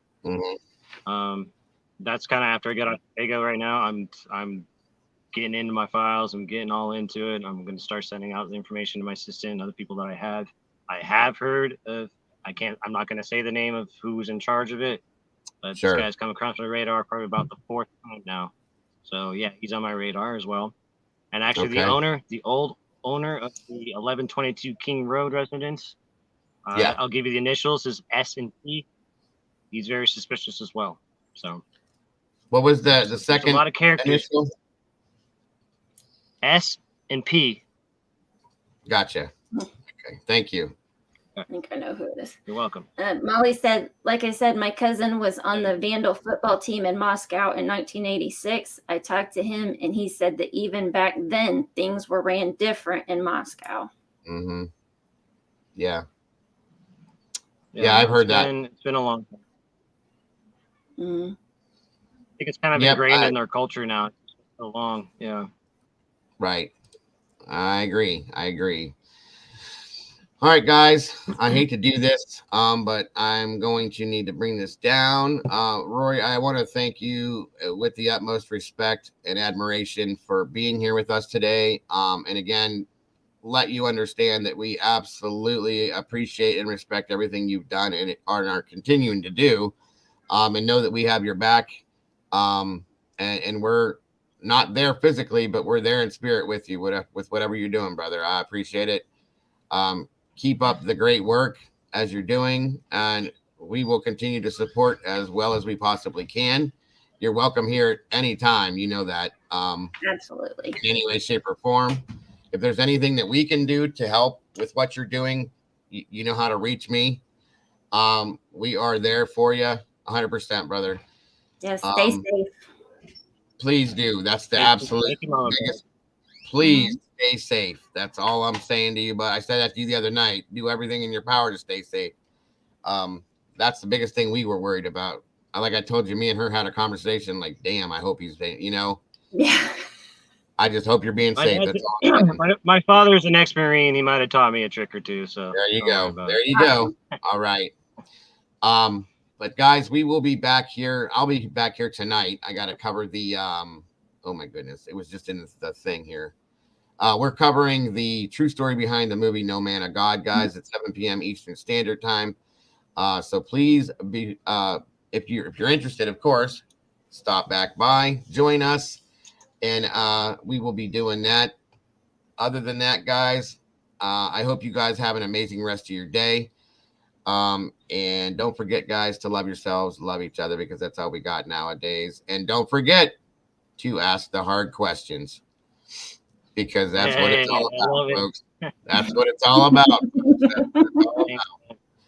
All right, guys, you have a great rest of your day. Roy, you as well, my friend. Mama Bear, thank you so much for being here. Moderators, absolutely. You're welcome. Yes, my friend. Have a great one, brother. We will talk to you soon. He's Bye, leaving. guys. He's leaving, ladies. All right, say goodbye. Thank you, everyone. All right, guys. All right, I'll see you. Yes, See sir. ya. All right, everybody. Once again, much love to you all so very much. So very much appreciate the support you guys give the channel. Anybody that did donate to support anything whatsoever, you are so very much appreciated.